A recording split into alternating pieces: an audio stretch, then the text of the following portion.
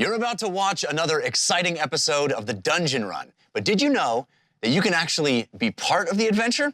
Tune in live on Wednesday nights at 6 p.m. Pacific time, and you can make your voice heard and help determine the fate of our adventurers.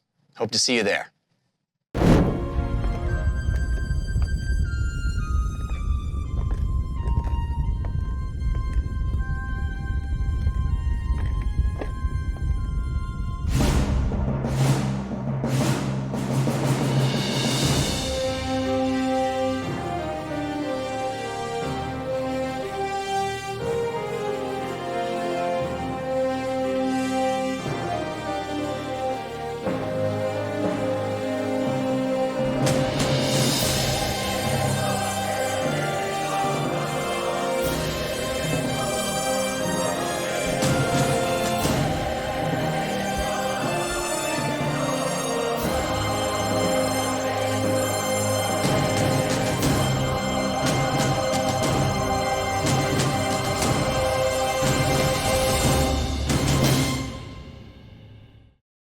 Greetings and welcome to the Dungeon Run, a live tabletop role-playing game where your interactions help tell the tale.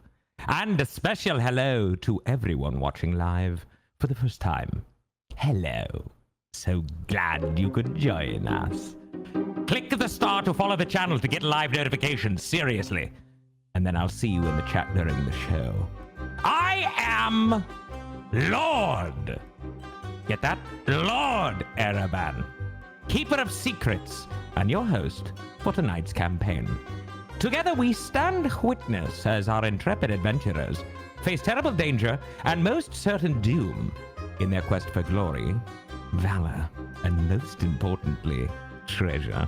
Yes. As you'll see, all of the players are still working from home and practicing their social distancing. As soon as the time is right, I'll let the players back into my dungeon. Until then, throughout our time together, that's right, I'm looking at you. You will be called upon to help guide decisions made within the game. In addition to our live chat interactions, those that are brave enough can purchase one of our unique props. If you love the show, you can show love. That's right. When you buy Show Love, Jeff will see it and may read your name out during the game, showing you some love. But now you have a choice. You can choose to support Team Force of Good or Team Force of Evil. Yes! We have two balloons. Gold balloons for the Team Force of Good and purple balloons for Team Force of Evil. The choice is up to you. We'll update you on whose team is showing the most love throughout the show and have a final result at the end. Last week, Team Force of Evil prevailed. So, we'll see what happens tonight. And yes, potatoes. So delicious.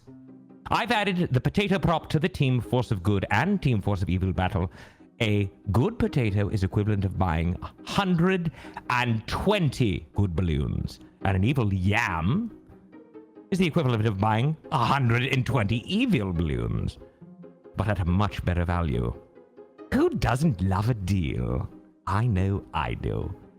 Yes, Milo, everyone, no one cares if you love a deal.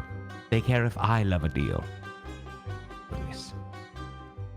And like I said, we'll update you on which team is showing the most love throughout the show and have a final result at the end. Also, you could bestow upon the adventuring party the gift of advantage, the ability to roll a pair of 20-sided dice at once, taking the highest value. On the other hand, you could set the trap of disadvantage. If a player has advantage, this disadvantage will counter it. And if the player does not have an advantage, they will roll a pair of 20-sided dice and take the lowest value. After all, life is pain. Now, when you give an advantage or disadvantage, please specify which player at the table it is for, or for the DM, or I will make a choice for you, and I assure you You will not like it. Now, last but not least, we have Milo's Ball. Oh. No. You know what? Since Team Force of Evil won last week, I have to be afraid of Milo. Wait a second, I thought we agreed. No. We should remove it. Yes, because it's not safe for anyone. So yes, just disregard the Milo's Ball. That's not really part of this show. Also, for all things Dungeon Run, head over to the dungeonrun.fandom.com. There you will find more info on our characters, Dungeon Run merch, and...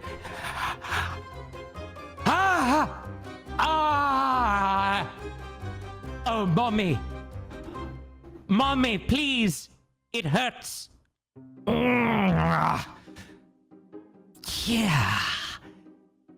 Okay, look. All right, fine. Chef Scott, listen. Do me a favor. Fine, Milo's Bull hurts me this time, but it's not like it's that bad. Just ideally don't touch it, okay? Thank you for that, please. Forever. At the dungeonrun.fandom.com. Now I'm sweating. At the dungeonrun.fandom.com. There you will find more info on our characters, Dungeon Run merch, and the link to the Dungeon Run Discord, where you can join a truly wonderful community of runners. You can upload your fan art there as well. And to those who have already submitted, I see you and I thank you. Yes, Sean Patrick, we do sweat when we're in pain. Now, let's meet our braves.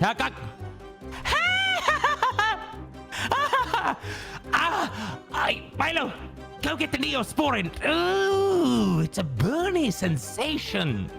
Good gracious. Why does it have to hurt on the rear end? Shapery. Okay, look.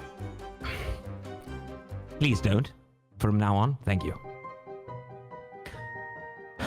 Where was I? I don't even... Oh my goodness. Yes, rest, that's right. We were going to introduce the characters. So, let's do that now. Please welcome Jared K. Jack as Civ Red Thistle. Woo! You ready for some combat? Yes, I want to Good. see things suffer. I think people want to. I think people want you to suffer, Lord. Eh? Obviously. What's wrong with this? All right. Next up, we have the beautiful Jessica Lynn Parsons as Fahima Tiger. Hi. Hi. How are you? I'm good. I'm loving the chat right now. It's going crazy. Mickey Wolf screaming out, "Fire Queen!" Hi, Mickey That's Wolf. Glad to see you back on the live. Yes. Next up, we have Morgan. My brain is falling apart. Let me try that again. Morgan Peter Brown as James Quillas. There it is. You actually pronounced my middle name correctly for the first time ever, so thank you. Do I normally get it wrong? Oh, no. I think it was Peter. It was actually... I normally get it wrong. I'm going to get it right next time. Don't worry, I'll pronounce it right. I appreciate it. Goodness gracious. Off the rails. Next up, always. Next up, we have Ronald Ogden as Ergo. What's up, Flaya? Hello. How you doing? I love your shirt. What does that say on it? It says your name, and it's got your picture Lord on it, too. Look at that. Look at how handsome the image is. How are you? I'm doing very well. I'm ready to smash some bats, so we'll see what's going on. I can't wait. Thank you. Next up, we have the wonderful, talented, and beautiful Katie Michaels as Lily Dumblestar. Hi, Lord Erebon. Hello. Non. It's Araban, all right? Oh, sorry, I know my bad. everyone likes to say it wrong. How are you? How is everything? I'm good. I'm good. I made the mistake of peeking in chat There's a lot of rumors flying around, so other than that, Oh yeah. boy, you and I both. It's getting spicy. Yes. Oh, you okay? You okay? Yes, a lozenge. Yes, Oh. I'm fine. And last but not least, a great friend of mine and my old roommate, our dungeon master, Mr. Jeff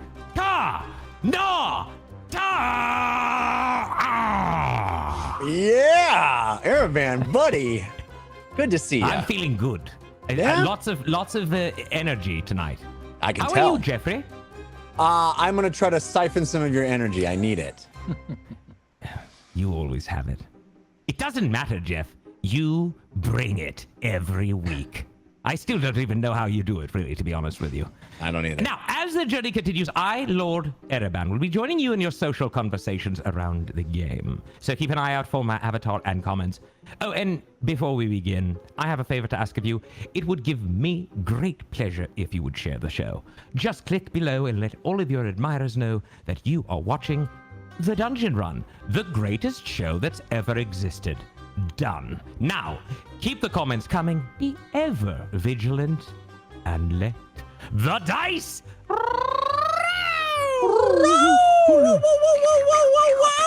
Yeah, everybody. Hello.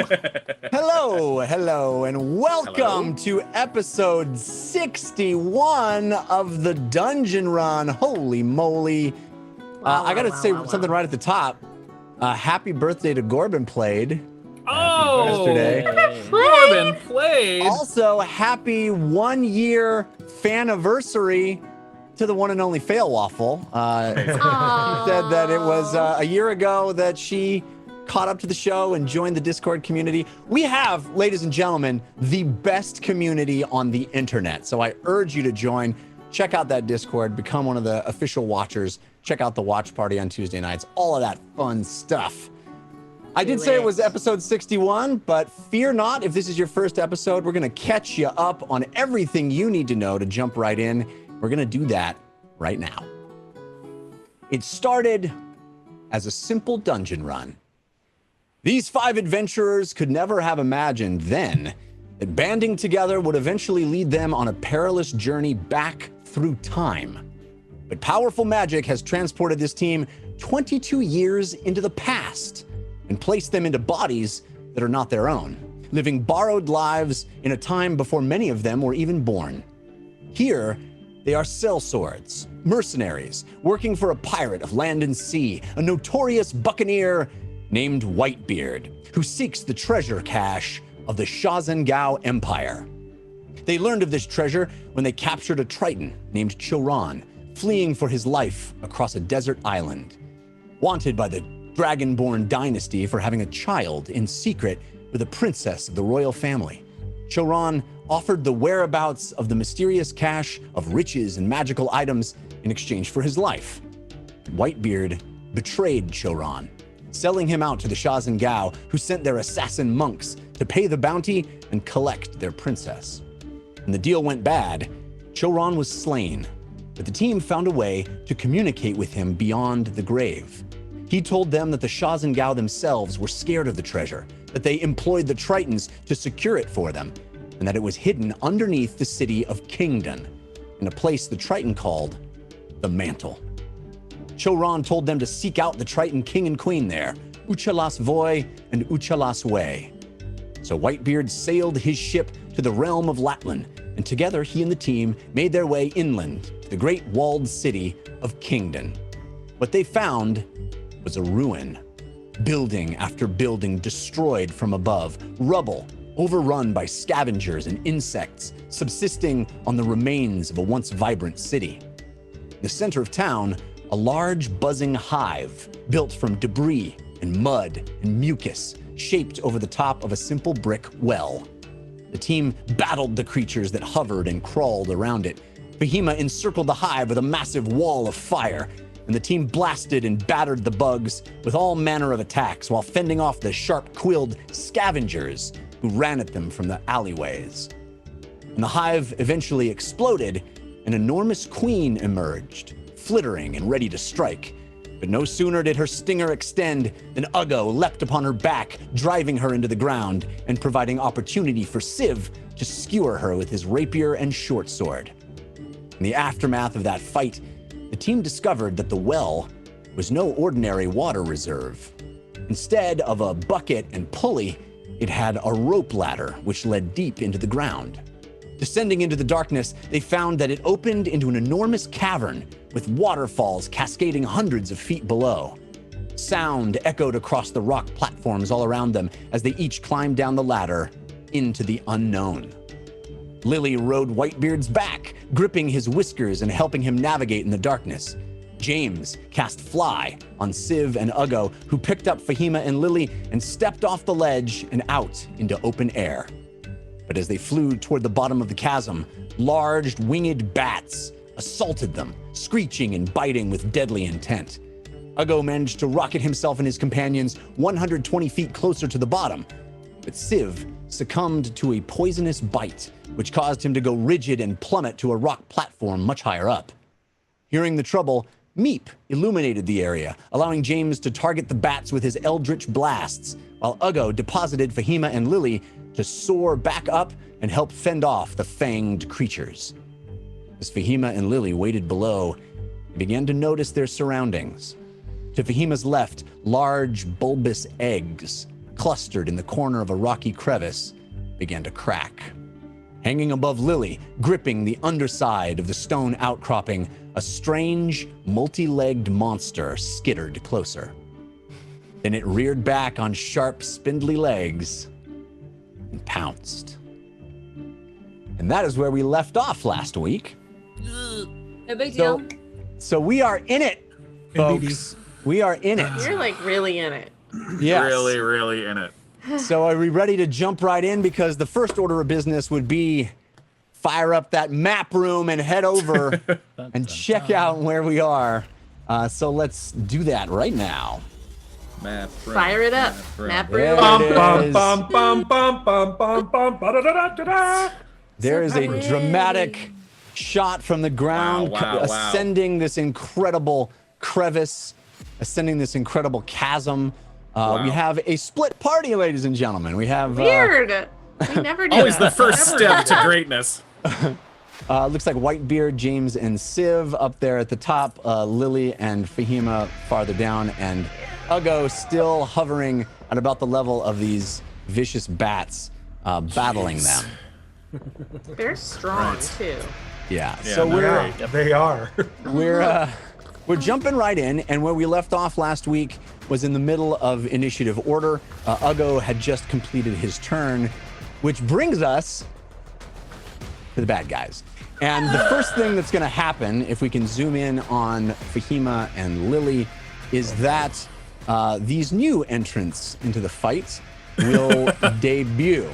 So the first thing that happens is that creature that's hanging from the ceiling. It's pulsing. Yes, it is. Is going to pounce on Lily. So it flies from the top onto her square, dropping down and pouncing. And so the target must succeed on a strength saving throw. So Lily, if you could roll me a strength saving throw, please. You do have advantage from Changebox that was countered by Grim Fated. Ah, I really needed it. I mean, I'm great at strength. You're super strong. I'm so strong. It's not going to be a problem at all. Beach gnomes known for their strength. I mean, Yeah. we know this. 13. 13 does not save, so this thing comes flying at you. It's hanging upside down, and it leaps off and in the air turns and falls and pounces upon Lily. Lily, you are knocked prone, and the creature is allowed to now make a bite attack as a bonus action, which it will do. I have... Can I try to kiss it when it does that? I misread what it's doing. Oh. Who are you, Fahima? I have. Oh, I should say, by the way, I usually do this at the beginning, but I was so excited about starting the fight. There's been some folks giving us love already. It's very fun. He Some can't love. wait to kill us. We already got some love from Tiger Lily, Astorian61. I hadn't seen that name before. Dasmir, Honor Sphinx, Clout King, J. Lofette, Vegan Dracolich. Jay Lafette on the watch party this week was great to see. Anthropomorphic Muppet, Shayberry, and others. Thank you for those balloons. We appreciate it. The force battle is on already. And I have advantage from Kronstar that is countered by Shayberry from Angel Devilson. So here we go on our bite attack. Jeff, how big is the creature? Is it large? Considered large? It is a medium creature. Okay, thank you. And that is an 11. That is a miss, I'm assuming? Yeah. Yeah. Let's miss it. All right, so it pounces on you, it knocks you prone, and then it comes in for a bite, but you move out of the way, probably attempting to smooch it. I can only imagine that's how you definitely... I panic, and I'm trying to think, like, what would throw it off. So Well, evidently it worked, because this creature... I try and, like, kill it with kindness. Yeah, no, always a good tactic for Lily. And then out of these... Is it? These eggs... No, it's not. Do not listen. Do not listen to Jeff. Do not listen to him. Out of these eggs, another creature emerges. The egg cracks and breaks open, and we see another creature, a smaller creature, emerge out of one of the eggs, and it rushes at... There it is. It rushes at Fahima. Oh no. Come here. It's a baby of the same thing. No, Yes, Fahima, they're not cuddly. I tried. it will... You just imitate what I did with the other one. It's going to attack with its for her. talons. I have advantage from Fail Waffle that was countered by Fall Star. Oh, and that is the same exact roll, an 11 again. Doesn't hit. My goodness. Thank you, Mage Armor. All right, so both of these creatures attempted to attack. It runs up right next to her, by the way, Map Room, so it is right in the adjacent square to Fahima. Now, is it small? This small? is a small creature, yes. And the other one is a medium creature. The one that attacked me, is its stomach pulsating? Yeah. Yes. Yeah. Is it So it looks pregnant? exactly like the kind of crustacean-y type creatures that are on the map room. Yes, it looks Yes. like what you're Okay. seeing. Yes, Okay. it does. Indeed. Great. Okay, now it is the bat's turn, so we can move out. Great. You guys are engaged with those monsters, but they have not managed to hit you, which is pretty depressing. Nice. So, So sad. both of these bats are going to attack Ugo. And the first one, they both have multi-attack. First, I have advantage from Fail Waffle, countered by Fallstar, and then advantage from Caldera, countered by Fallstar. I think technically they're flanking me. So That's a good I know point. It's not a real thing. It's a Well, house no, rule, because but- remember you didn't get opportunity attacks from both of them. So I don't think they're technically flanking you, Okay. right? Because you would have gotten opportunity attacks from both last episode. The first one might not, but the second one might if one flies in and then the other Right, flies in. right. Oh, that's a good point. Yeah. That's a good point. Yeah, you will get a flank on the second attack. Okay. So the first is that worked. 15 to hit. That hits me on the nose. And then second is a 19 to hit. So they both That also hit. hits me on the nose. And we have 5 points of piercing damage. Okay. 6 points of piercing damage. Right. And then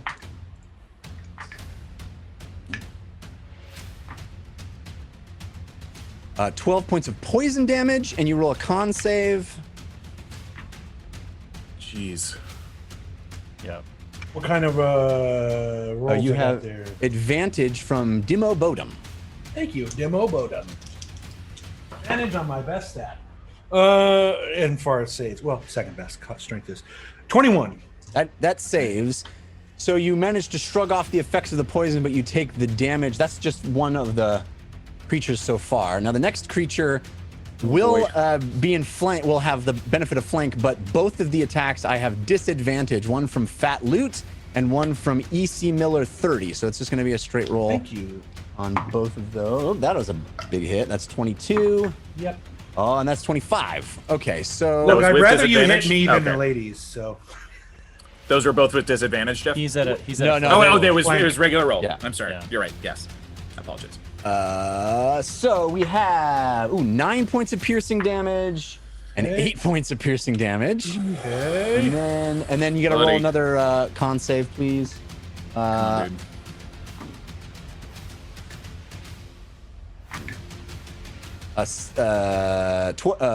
No, 10 points of, no, excuse me, 11 points of poison damage, and Okay. roll that con save again. You have advantage from Shayberry this time. Thank you, Shayberry. 18. That saves as well. So these, as you're flying back up to your friends, and you hear the rush of waterfalls around you echoing in this cavern off the stone walls. You're flying back up, and these bats assault you, flying all around you. They bite multiple times at your neck, and you feel the poison break the skin. You feel their fangs break the skin, and you feel the poison enter your bloodstream. But you fight off the effects, shaking your head. Still, they are, swarming around you. We are up to James, and then Can I it'll be ask- Fahima, Civ, Lily.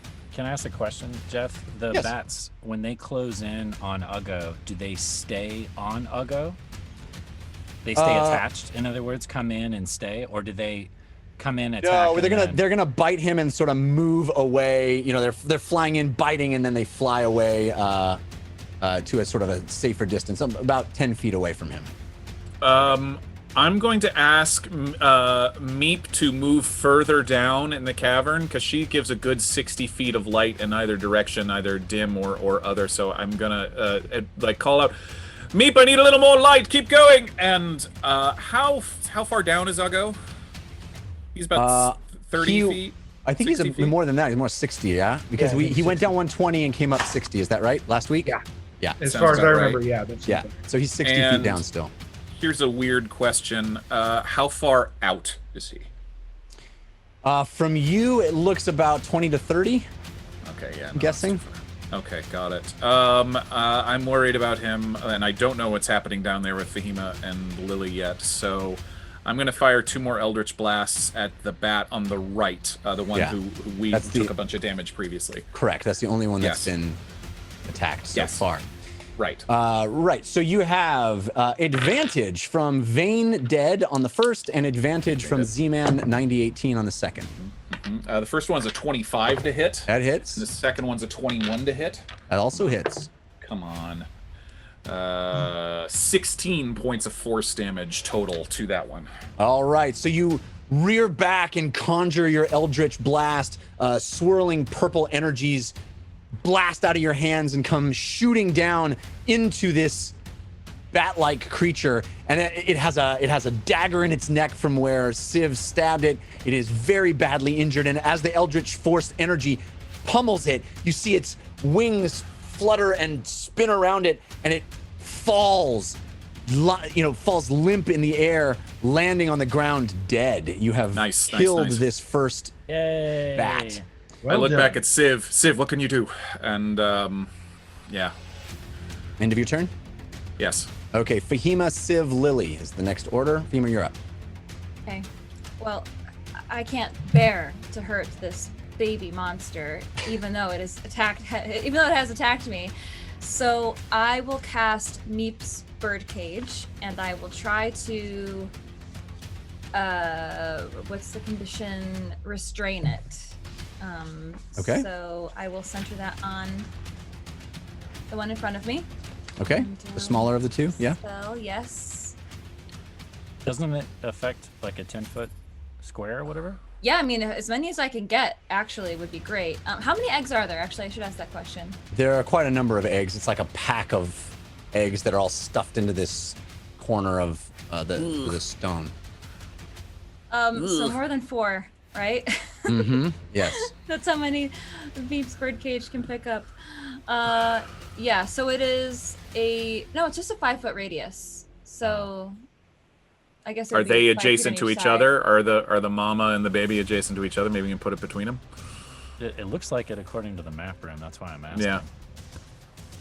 Yeah, but I don't think you can. I think if it's a 5-foot radius, then I don't think you can pick up both of them in one go. I think you'd have to Well, move it over. and the other one's on top of Lily too, so you'd probably That's take correct. Lily I with pick up it. Lily, too. That's a great point. So what does it need to roll, Fima? Strength saving throw, please. All right. I have disadvantage from Melodies of Old, which is good because I just rolled a natural 20 on the first one.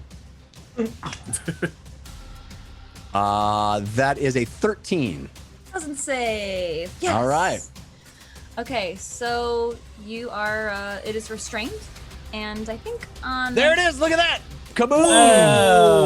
Oh wow. Oh my gosh, that's amazing. What? That's incredible. What? So Is it fiery? God. Like that? Fahima conjures this No. thing that looks like it's built out of phoenix feathers burning, although the fire is merely an illusion. But the cage itself, constructed out of what looks to be phoenix feathers, erupts, grows, and builds out of the ground itself and Wow. traps this hatchling inside it. And I think that's it because I can move it, but on an action. So I think I have to wait until my next turn to do that. All right, so we're yeah. up to Civ, then Lily. Map room, do you mind going back up so I can see what I'm dealing with? Jeff, game mechanics question. Can I hold on to a person and still throw a dagger? Hold on to a person in what Yes. way? Can I wrap an arm around a person, hold them, and yet still throw a dagger with my main arm? I don't see why not, Okay. but I don't. What are you hoping to achieve here? I would like to grab James, Oh, fly down while holding onto him, and yet still throw a dagger at the other bat that is attacking Uggo. And I have an alternate option if you're not crazy about I that. think what it would entail is an action to pick up James, Oh, right? So Okay. it's basically you're doing the grapple action with a willing target, I see. right? You could do damage to James. Yeah. I mean, if you need to do damage, I mean. Yeah. and then bonus action, throw the dagger. Is that doable? If you have a bonus action, then you're absolutely welcome to use that. If you can throw a dagger as a bonus action. I don't think you can. But I can, but I have to attack with my first attack with the dagger too to be able to do Right. that. Yeah. Okay. Then I'm going to take the rope that I have, hand it or drop it at Whitebeard's feet so it doesn't cost an action or a bonus action, and say, "Start climbing." And then I'm going to jump fly off of the ledge. Yeah. And pull out another dagger and just come right at that bat. And I'd like to have Mr. Whispers go over there and give me the help action since the bat is no longer attached to Uggo, so that Okay. I get advantage on the dagger attack. Sounds good. Okay. Nice. Sorry, James. It's all right. We'll take the long way down. That would be a 24 to hit. That hits.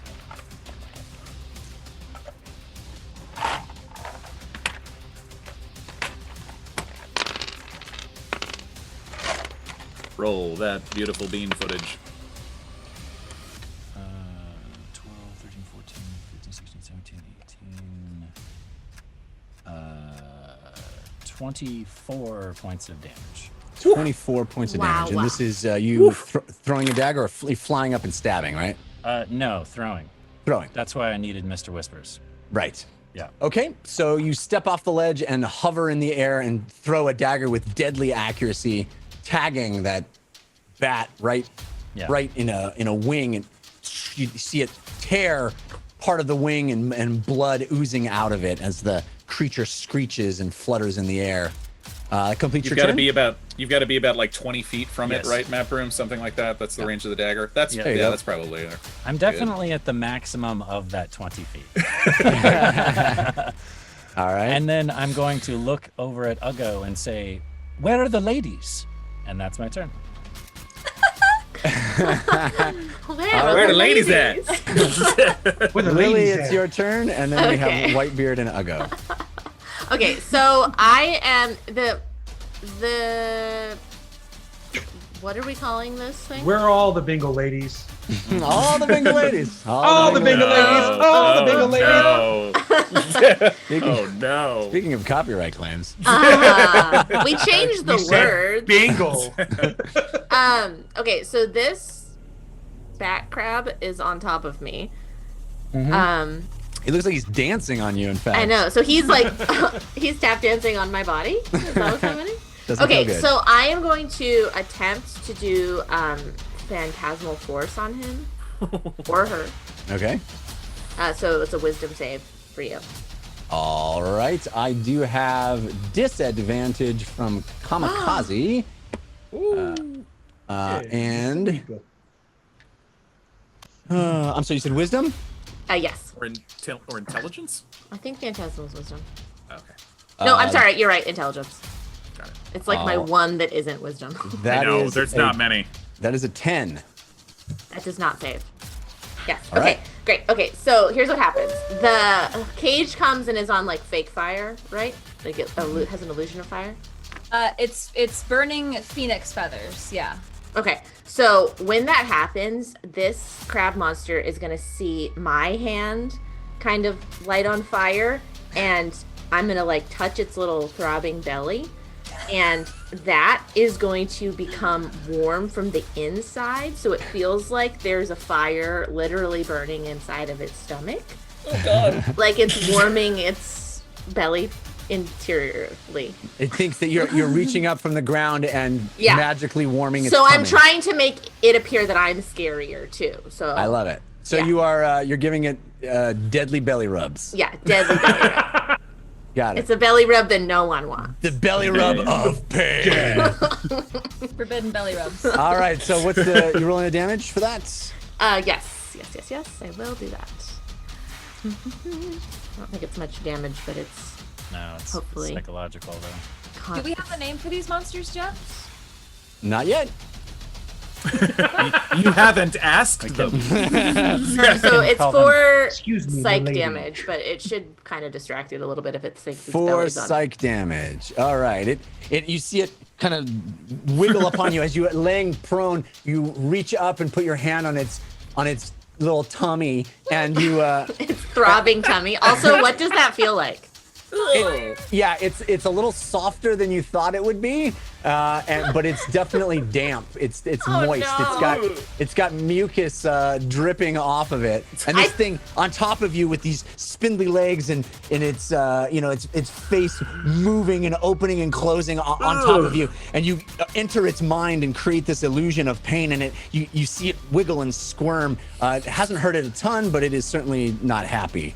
And I all want right. it to feel like the fire's growing, so it like starts little and then it like that's the phantasm. And also on that turn, if I can, because I don't know if it's actually like, is it grappling me or can I stand up? You can stand up. Yeah, you would take half your movement to go. So I'm gonna stand up and kind of back up closer to Fahima, to be kind of like right next to her. I think you already are right next to her, Okay, but okay. if you moved out of its range, it would do an opportunity attack again against you, which I'm assuming you do not want to do. I don't want to do that. So I just want to be standing and looking intimidating. All right. Okay, that's my turn. All right. So you rub its belly and stand up and glower at it, and we are back up to the top of the cavern with Whitebeard's turn. Whitebeard has seen now. Civ, explain to me. You threw him a rope that is attached to something or not attached to anything? Well, good question. In the last episode, I said I was going to take the rope down, stake it, and then continue it down. But then when I said that, I realized people were still climbing down. Right. So I would assume, based off of the amount of conversation that we had, I still would have had time once everybody got down to that top ledge to claim my rope, stake it down, and drop it. If you say no to that, then I'm literally just throwing hammer with a spike and a coil of rope at Whitebeard's feet, and he can figure it out. Yeah, I think it's fair to say that when you got to the ledge, you sort of turned into Civ the Spelunker and started driving a stake into the ground. So Whitebeard is going to survey the scene and grab the rope and start shimmying down and using his full movement to get to the next ledge below where you are, grumbling the whole time. He looks back, he can see the cavern illuminated from the glow of Meep's Phoenix Fire illumination. There he goes, and he's not happy to have to go down and walk to the next level. So he makes his way down there and kind of surveys the scene, ready to... He's turning into an angry Santa Claus. You're all getting coal in your stomach. He'll ready an attack action should any bat get in his way. Ugo, you're up. Okay. I am going to fly 60 feet down. I know that gives me an attack opportunity against me. Yep. I will. Feel free. Feel free. Thanks for permission. Yeah. By the way, I'm going to use my bonus action to fly 60 feet down because I'm flying towards the thing that attacked Lily. All right. That is a 16 to hit. That hits. All right. That will be a bite, and that will be 7 points of piercing damage, and for... You might think about mobility there, Ron. For Yep. Ugo. 16 points of poison damage, and you need to roll your con save. That would be advantage from Fallstar. Thank you, Fallstar.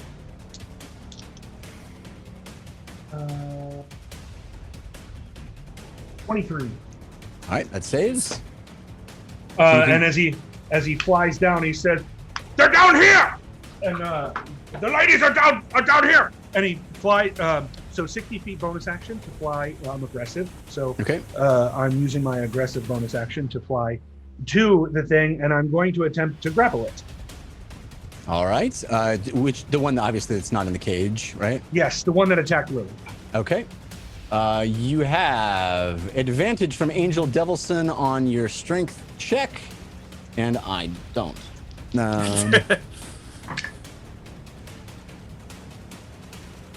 25. Well, that's gonna beat me. I'm sure of it. Hang on. Mine is 14. So you grapple this thing that just pounced on Lily. And now I'm going to fly 60 feet up. Okay. All right. Holding on to it, I'm assuming. Yes. And when I reach Wait a the minute. pinnacle of my 60 feet, I'm going to throw it downward. All right. Yeah. You haven't I'm used your attempting action not to hit any of the ladies, obviously. yet. So you haven't In used your fact, action yet, I'm right? going to throw. No, I have not. Yeah. Well, I used grapple. Oh, right. Bonus action 60 got you there. Okay, yes. Yeah. I was like, wait a minute. Okay. Bonus action 60 got you there. You picked it up, moved 60 Move to up. 60 up. So technically, I have a second attack because grapple is an attack action To drop it. to Yeah, drop yeah, it or to throw it or to whatever. I'll buy that. Yeah. Cool. And then I'm going to actually aim for the eggs. Well, they're kind of tucked in. I mean, you could try. Okay, that's but- fine. I mean, if it's not within range of me to actually hit them, if I Yeah. just can see the eggs, I'm going to throw it in its own eggs. Okay. I was gonna But if I wait till can't my see them, then that's fine. I was gonna Okay. wait till my turn, but Fahima definitely would have, as you flew down and picked up the mom, would have been like, "Don't hurt the babies." All right. Do whatever you want to the mom, but Not the babies! Anybody but the babies. All right. So this Well, if she thing. would have said that, then I won't necessarily target the eggs. No, I mean you do whatever you want. But Fahima was. I was gonna shout that on my turn. But so So if she here's- shouts that and reminds him, then I won't aim for the eggs. So you're not aiming for the eggs. No, I'm not.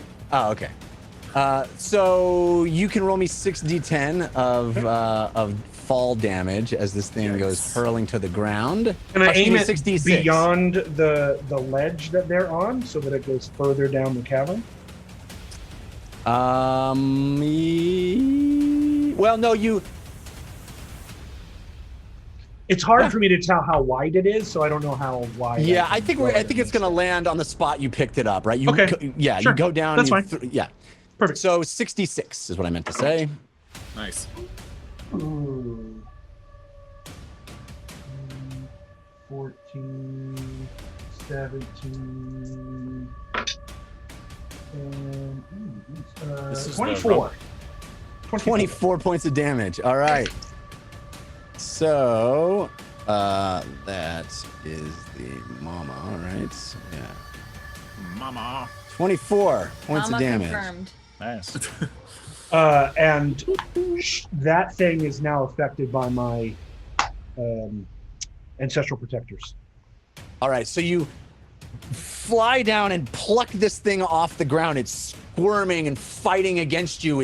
Its four legs flailing in the air, its stomach sack expanding and contracting as you fly up into the sky 60 feet. And then you look down and you make eye contact with it. And you let go, and the thing falls out of your hands. You see it twisting and turning in the air. It helpless legs flailing about, and it lands slamming on the ground right in front of you, Lily, with a crunch as you hear it take a ton of damage. That brings So us it's prone? yeah, it's prone. That brings us to its turn, and two more Belly eggs. is on fire. Two more eggs hatch. So we have two more little guys on the scene. Yes, Mama is going to use half her movement to come out of prone and leap at Lily again. It doesn't actually get the pounce action because it's not moving far enough, but it'll still attack Lily with... This is bad. It gets disadvantage. All right. That's good because I rolled a 19 and a 2. Good. I'm assuming the 2 will miss. Now the other, the one in the cage is just unable to move. What is it? What is its condition in the cage? Restrained. Okay. Yeah. Which means it should mean that Yeah. no actions or. No, it well, gets or- actions. It just at disadvantage. Disadvantage on attack rolls. Yep. Okay. Well, it's gonna attack Fahima then. It cannot move. Yeah, it doesn't need to. It's right there. That's a 14 to hit. It's the mama that's hitting? No, it's the one in the cage that's hitting. Oh, sorry. The mama got up, moved closer to Lily, and tried to attack her, but missed. It hits. Hits. Okay, so the little one is going to do a talon attack. Oh wait, sorry, I already rolled a hit. No, baby, no. It's okay. Everything's going to be all right. It's all right. 7 points of slashing damage. Ouch. Baby wants to eat you. Hey, it doesn't know what it's doing. So do you need to roll a concentration check? I sure do. I Oh, no. sure do. Here we go. I think you only have to beat a 7 though, right? That's a 10. right? Yeah, because 10 of or the up. I half. rolled a Yeah. 13. All right. And you actually had advantage on that roll from Cosmic Lord 09. It sounds Oh, like you thank didn't need you, it. Cosmic Lord. Um, Yeah, that's on me for not moving on that turn. Away from my restrained target. all Makes right. So sense. You love the babies. next the other two babies are also, one's gonna run up and attack Lily, and the other is going to attack Fahima. Oh, the gosh. first one.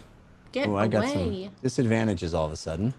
Disadvantage from Melodies of Old on the first, and disadvantage from Melodies of Old on the second. Advantages.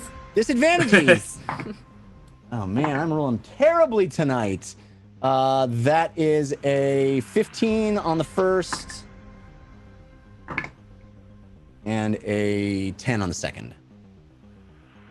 They were both at Lily. Yeah, no, one is at Lily, one is at Fahima. First was at Lily, the first- second was at Fahima. So 15 to doesn't Lily, hit you, Lily. 15 hits me. Okay. and then the miss on Fahima, right? What was the second roll? Sorry? 10. 10. Yes, that is a miss. I need to roll my concentration. However, I do have a question. Where is Yeah. it attacking me? Because if it runs at this cage, then it'll. I think it's smart enough not to run toward the big ball of fire. So it would run to the diagonal space and try to attack you that way. Have you met a baby? I hope my baby is smart enough not to run towards fire. But you're right; they're not always. So Lily, you only take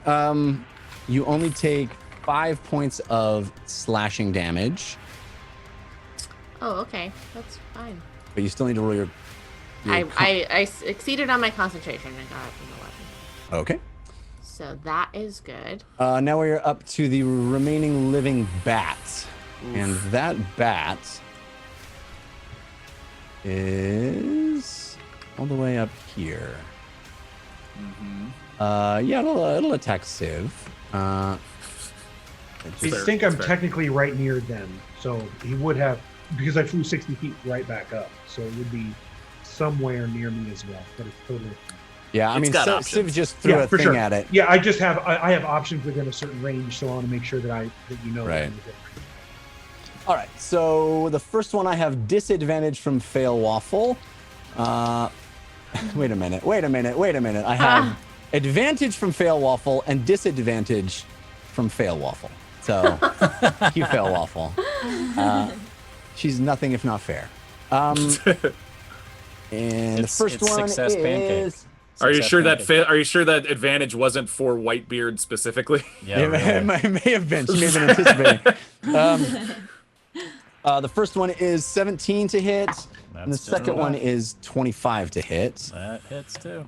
Oh boy. This could be it. So 6 points of piercing damage on the first, Yeah. and 9 points. Excuse me. Yeah, 9 points of piercing damage on the second, and then So 6 and 9 total, so 15. nope. Yeah, 15 total. Here comes the poison though. 9, 12, 15 points of poison damage, and I need you to roll a con save. You So have question for you, Jeff. yeah. The way you're doing the damage, it sounds like the physical damage is all one and the poison damage is all one. No, it Can has I- two. It has two attacks. Right. It only gets poison on one of the attacks. Okay, so can I uncanny dodge the poison attack? Because I can do either one. I think it combines. No, it's the piercing and the poison on the first attack, and then just the piercing on the second attack. Correct. So if it's 15 points of poison and 6 points of piercing on the first one, then that's 21 points of damage on the first attack. Because it was Right. 15 and 15, so it was 6 and 9. Okay. So then it should be 10 total for that attack plus 9. I'm gonna trust Morgan because my brain just broke. I said all the numbers out loud, so I it's wouldn't have to decreasing remember it. them. It's decreasing it from 30 points to 19 points of damage. That's what I figured. Okay. And reduce that by a further 9. Okay. That's how I go. Yeah. So Spirit shield. Okay, so 9. Okay, So you Got should it. have taken 10 damage. 10 total. 10 total. got it. But you still took poison damage, right? Yeah. So you have to roll Yes. the con save. Yeah. You have advantage from Alex Nelson. Thank you, Alex Nelson. 16. That saves. That would have been bad. Yeah, I'm almost gone, you guys. Yeah, I don't think Uggo's in very good shape either, I right? am not. I am not in very good shape at all. No. You must have been bleeding next to Lily and I when you down, Yep. right? Yes. So- As soon as I came down, I was bleeding. So Very Jeff, much so. We at Yeah. least know that Comes- you're hurt.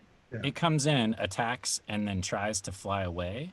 Can I Yes. stab it as an attack of opportunity as it tries to fly away? Yeah, but isn't your uncanny dodge a reaction? Oh, you're right. You're right. Good call. Neither of us will get it. Yeah. My reaction as well. Yeah, good call. So yeah, so it moves about 10 feet away from Civ, kind of hovering there, maybe a parallel with Whitebeard, who gives it a glare as he's situating the rope and making his way down. James, you're up. Then Fahima, Civ, Lily. Whitebeard has healing, right? He's a cleric. We decided. Right. Whitebeard's a cleric. Monk. What circle is he? Yeah, we decided- That bat has only taken a little. No, that bat took a good dagger, but I mean these things are fairly hardy. Yeah. Yes. Yeah. Yes, he's got a- it's still looking rather robust. Oh boy. Oh boy. Yeah, man. We're in it. Yeah. James is slightly worried watching his friends deal with these awful things. Well, I can't even see Lily and Fahima yet. You see me getting woozy too. Yes, here goes nothing. And James is going to cast Major Image and create a 20-foot square dragon. Sorry, map room. I don't think We they can have just that use prepped. we can use the Chrono Dragon. We can use whatever. They're cursing yeah. your name right now. They're like, we literally have everything. I should have warned you. I should have warned you. I create the image of an object, a creature, or some other visible phenomenon that is no larger than a 20-foot cube. So as big a dragon as I can get. Fire, basically I want it to look like whatever just raised the city. So I'm taking a guess. So like a red dragon, fire coming out of its nostrils. It seems completely real, including sound, smells, and temperature appropriate to the thing depicted. It cannot do damage, but I'm going to try to scare the hell out of these things. Okay. So basically, I'm going to make it look like, with my action, like this dragon has just crawled down through the tunnel and is coming straight for them. Coming straight for the bat, right? Coming straight for the bat is what you're saying? Yeah. Okay. Shrieking Jurassic Park style sounds. Like James hasn't heard sounds like that before, but he's just. But we have seen dragons and we've fought dragons in the past. So mimicking it as best he can. It has to keep it's got a range of 120 feet. So I'm gonna kind of put it just straight out from me. I just want to intimidate the hell out of it. Okay. Because physical interaction with it will they'll be able to tell it's an illusion. I want the map room to just use a tiny pawn. That's right. Just to mess with you. Just a tiny pawn. That's perfect. That shadowy thing. I've created a large red dragon in the tunnel now. So yeah, so the ladder leading up to the hole in the well, you see this illusion squeeze its way through enormous jaws, smoke swirling out of its nostrils. It comes barreling down and heading right for this bat. Wait. Oh no. Yep. Hey, Jeff. Yeah. You already Concentration's did it. gone. You already did it. Yeah. So our flight ends. Yeah. Okay. no. So both. Oh no. I'm cognizant. I'm coherent. Oh no. So can I go for the ledge that's near me instead of just falling straight down? I have advantage on dexterity saves against specs that I can see while not blinded. Oh no. Or incapacitated. Oh no. So. I don't. I mean, I don't think. Oh no. I'm so stupid. I don't think either of you. I don't I'm think so either stupid. of you are gonna have seen this coming, right? Because the Fair. moment you start to conjure, Yeah. flight ceases. Yep. I'm just gonna bang my head against the wall for a few minutes. I'll be right back. What I'm asking though Jeff, is at the very least, can I aim for the thing that I threw downward? I don't know if there's aiming in free fall, but I'm gonna try. I think you dropped it, right? So you're Right. falling toward it. Yeah. It's okay, James. It's okay. Map room, can we get a But the dragon looks really cool. Can we get a top-down shot to see how far Civ is gonna fall? Because Well, he should. That technically should be 60 feet as far as I'm up there as well with the same one that just attacked me. Right. So that But should I moved technically be 20 60 feet. 60 feet for Ugo, because that's Right. if he's above where he threw the Right. thing down. Right. Yeah. And the Right. bat that attacked him was close to me. Now, whether that flew. Okay, all right. That's like 20 feet for Civ. Yeah. Can I grab I'm so that sorry. ledge? Can I reach out and try to grab that ledge as I'm falling? Oh my god. I think you're falling. I think you're falling. at Acrobatics? this- That's what acrobatics is. All right, I'll give Anything. you a dexterity saving throw with disadvantage. How about that? Okay. I'll take it. Come on. I'm just gonna go ahead and roll 66. That's Yeah. what I'm gonna go ahead and do. No, what did you roll? I got a nat 1. Oh no. Okay, so you Oh my god. Civ start you all of a sudden you have been attacked by this bat and you hear this incredible growling, this horrendous sound of a dragon above you. And as you turn your head up, all of a sudden that feeling of being lighter than air leaves you and you start to fall.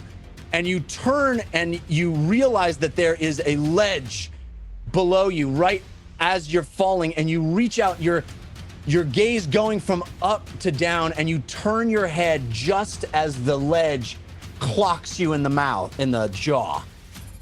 And you ricochet off the ledge you were trying to grab. So you'll take an additional d6 of damage. We'll do 3d6 of falling damage. Okay. I'll go, you'll take 6d6 of falling damage. I took 21 damage. Okay. Jeez. It's bludgeoning, so I can reduce it. Yes. It's the benefit Yeah. of being a barbarian while Rage. raging. Well, Falling you're is less fine is half then. as bad. Oh So, my gosh, you guys. Civ, both you're on can't that ledge hide. a little higher, and Ugo, you have fallen down to where the ladies are. You are prone. Could I hit the thing that I dropped? Since it technically hasn't moved. It stood up where it was. Roll me a percentage dice. Okay. And I'll say Roll me a your luck check. I say your odds of hitting it are 50-50. Let's just go with 50-50. Oh, okay. Well, then I'll just Jared, roll a I'm D20 so and sorry. Roll a d6. Roll a d6. 1 to 3. 1 to 3 you miss it. 4 to 6 you hit it. Okay. Hopefully 6. the dragon works. Hey, all right. Yeah. So we'll say this thing takes a d6 of well, actually, you would be like a improvised weapon. Yeah, I half damage maybe. That the damage I took, the half of the damage that I took, That half seems of the a falling little damage. Extreme. Like 10 Yeah, I guess damage. it's fallen 60 feet on you. Yeah. Okay. Yeah, 10 damage. That's and let's fair. just say that I'm doing this. You know, I'm just putting the shoulder into it, like Randy Macho Man Savage yeah, from the top. exactly. Just 60 feet down. You know. Bone saw's ready. All right. Here come Ugo. Oh God. Now tell me I intimidated the hell out of that bat. Yeah, I think the bat's very scared. Also, Whitebeard is very scared because Whitebeard did not anticipate a dragon showing up right above him. So Fahima, it's your turn. All right, so Ugo has just landed next to us, and you must look very bad at this point, right? Fahima, yeah, you have conjured this cage. You had a couple of these hatchlings attack you. You saw Ugo pick one up and drop one, and you're dealing with Lily's being attacked. She's pressing her hands and creating all this chaos, and you guys are all fighting. And then all of a sudden, thunk! You see Ugo's body land on the top of this thing, and you hear a crunch as it lands, and Ugo like looks over at you. That hurt. Oh, That hurt it and me. no. No, I wonder if James was hurt. Okay. I'd like to move this Meep's birdcage in a straight line and scoop up all of the two babies and the mom that are. Well, I'm gonna be on next the to me. same square as the mom, right? That's Oh. right. He landed on top of it. Yeah, so he'll be diagonal to them. Yeah. There he is. There it is. Well, There's a pile of bodies. in Bug theory, is that pile. possible for me to scoop all of them up in a straight line? It can hold it what, up to 10? You said, or 6? What is it? No, I wish 4. 4. So it's got one already. You'll get the one adjacent, and then Ugo and the mom.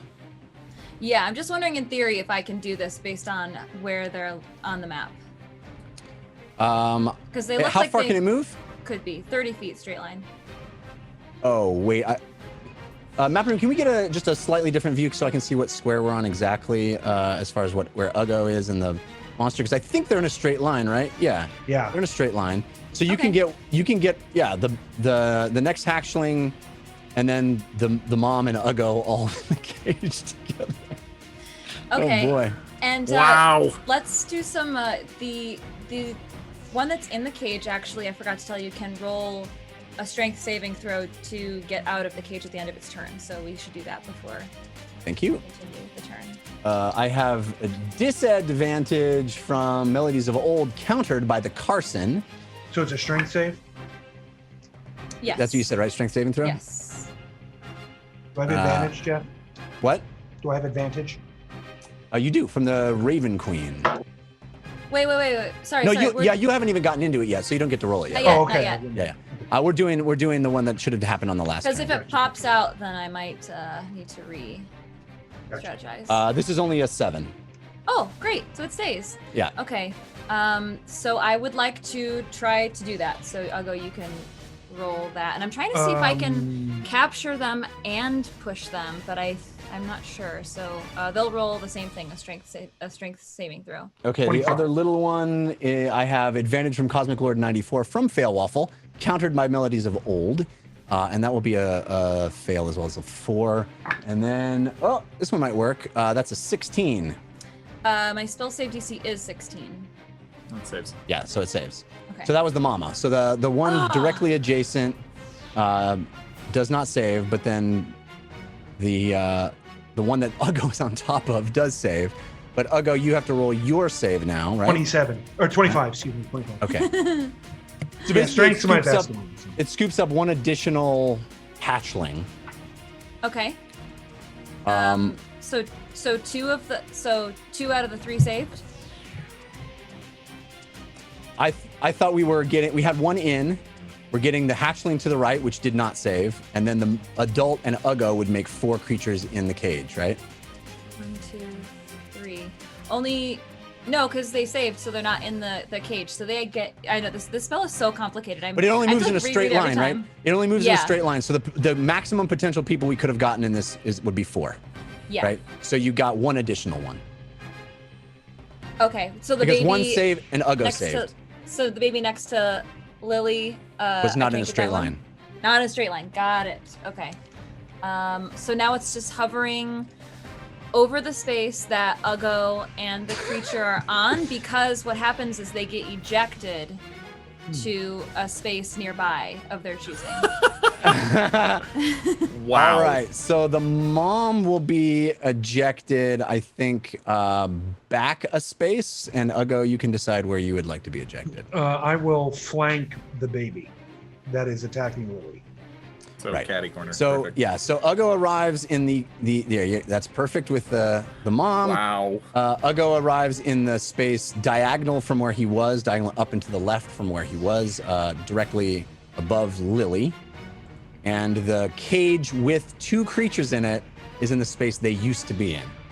Yes. We're and making the lives of the map room very, very difficult. I hope I read this right. I'm not sure if I could actually scoop up all of them or if it just does the first one. But I mean, regardless, that's the only one that I caught anyway. So I'll do a reread of the spell while you guys all go on my next turn. But I would like to move away from this birdcage, please. I'll move to the left as far as I can go. All right. Oh God, more eggs. What? Oh no. Yeah. So you're moving to the left as far as you can go, and that completes your turn. Yes, it Okay. does. And Meep is still up with James. That's my understanding. Eliminating? She's about halfway down the cavern. I think she's a little further down than me, but yes, then she's in a good spot for illuminating as much as possible. Okay, yep, that's my turn. All right, Civ, you are up, having just fallen to the ground, and then Lily, you'll be up. I'm about ready to lose consciousness, so I would like to look around and see what my surroundings are. All right, you definitely see some strange bulbous things. You don't have any context for what's happening below you, so I don't have think any that, context of what's happening at all. I see about this far in front of my face, I'm guessing, and it's probably mostly blood. there are some egg sacs that seem to be sort of pulsating. I would like to get away from the egg sacs. All right, so half your movement would be to stand up, but you don't. Okay. You're not wanting for movement. Nope. Where would you like to go? Map room, do you mind zooming out a little bit so I can see what my options are? He's up. Ugh, he laboriously gets to his feet, and then Give us a zoom out map room, please. Eat all the eggs. Just you know, Is it like a video game where if I eat the eggs, I get health back? Yeah, heal by eating them eggs. Oh man, this is terrible. You have a climb speed, don't you? Huh? You have a climb speed, right? yeah, maybe that one above Yeah. you. Yeah. Or below you. I probably would go to where the healers are, thinking that I'm going to lose consciousness soon. So I'm going to climb down to the ledge below. How far down is that? I can't quite tell. I believe each of these is 10 feet.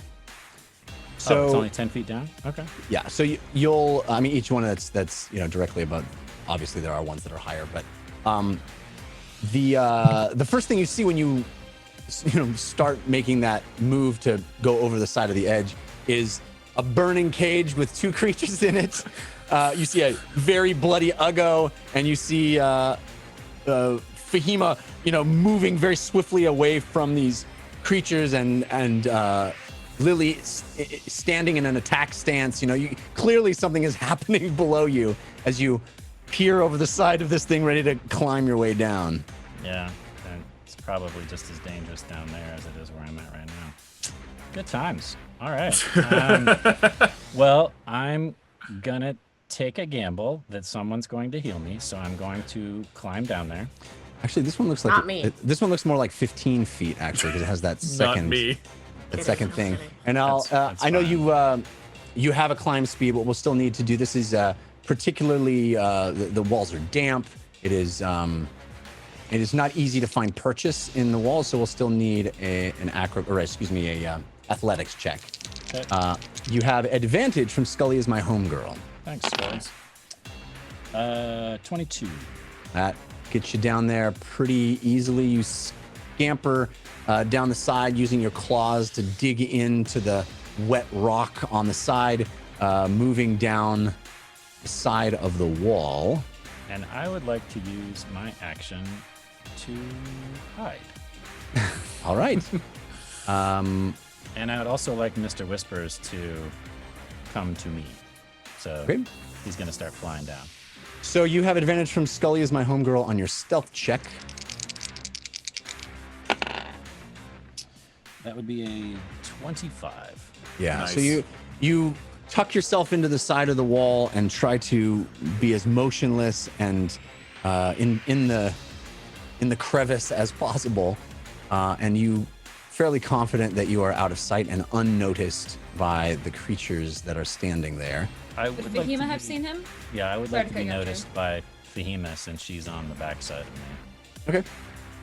Fahima, you will note that Civ is climbing down. You're not exactly sure how he got there, but he is in front Well, you of see you. that I have matted blood in all of my fur. And You I'm look literally, close as to I'm death at climbing this down, point. it looks like I'm drunk. Like that's how out of it I am. But I'm not drunk, and I don't smell like booze. I just am that out of it. That's my turn. I want to take a second and thank some of the folks sending us love. Persephone, thank you. I love thank you. It gets me every time. Call me Tim. Okay, Tim. Okay. Doofus McDorkle, Fahima Toad, Ginley, Dragon Love Rose. that. Remember when you turned into the Fahima Toad? That was Yeah, of course. Yes. Yes. Dragon Rose, Celtic Mutt, 2O Mask, and others. Thank you, thank you, thank you. Right now, ladies and gentlemen, Team Force of Good is absolutely killing it. 5%. Whoa. Whoa! The Team Force of Evil's 15%. Wow. Yeah.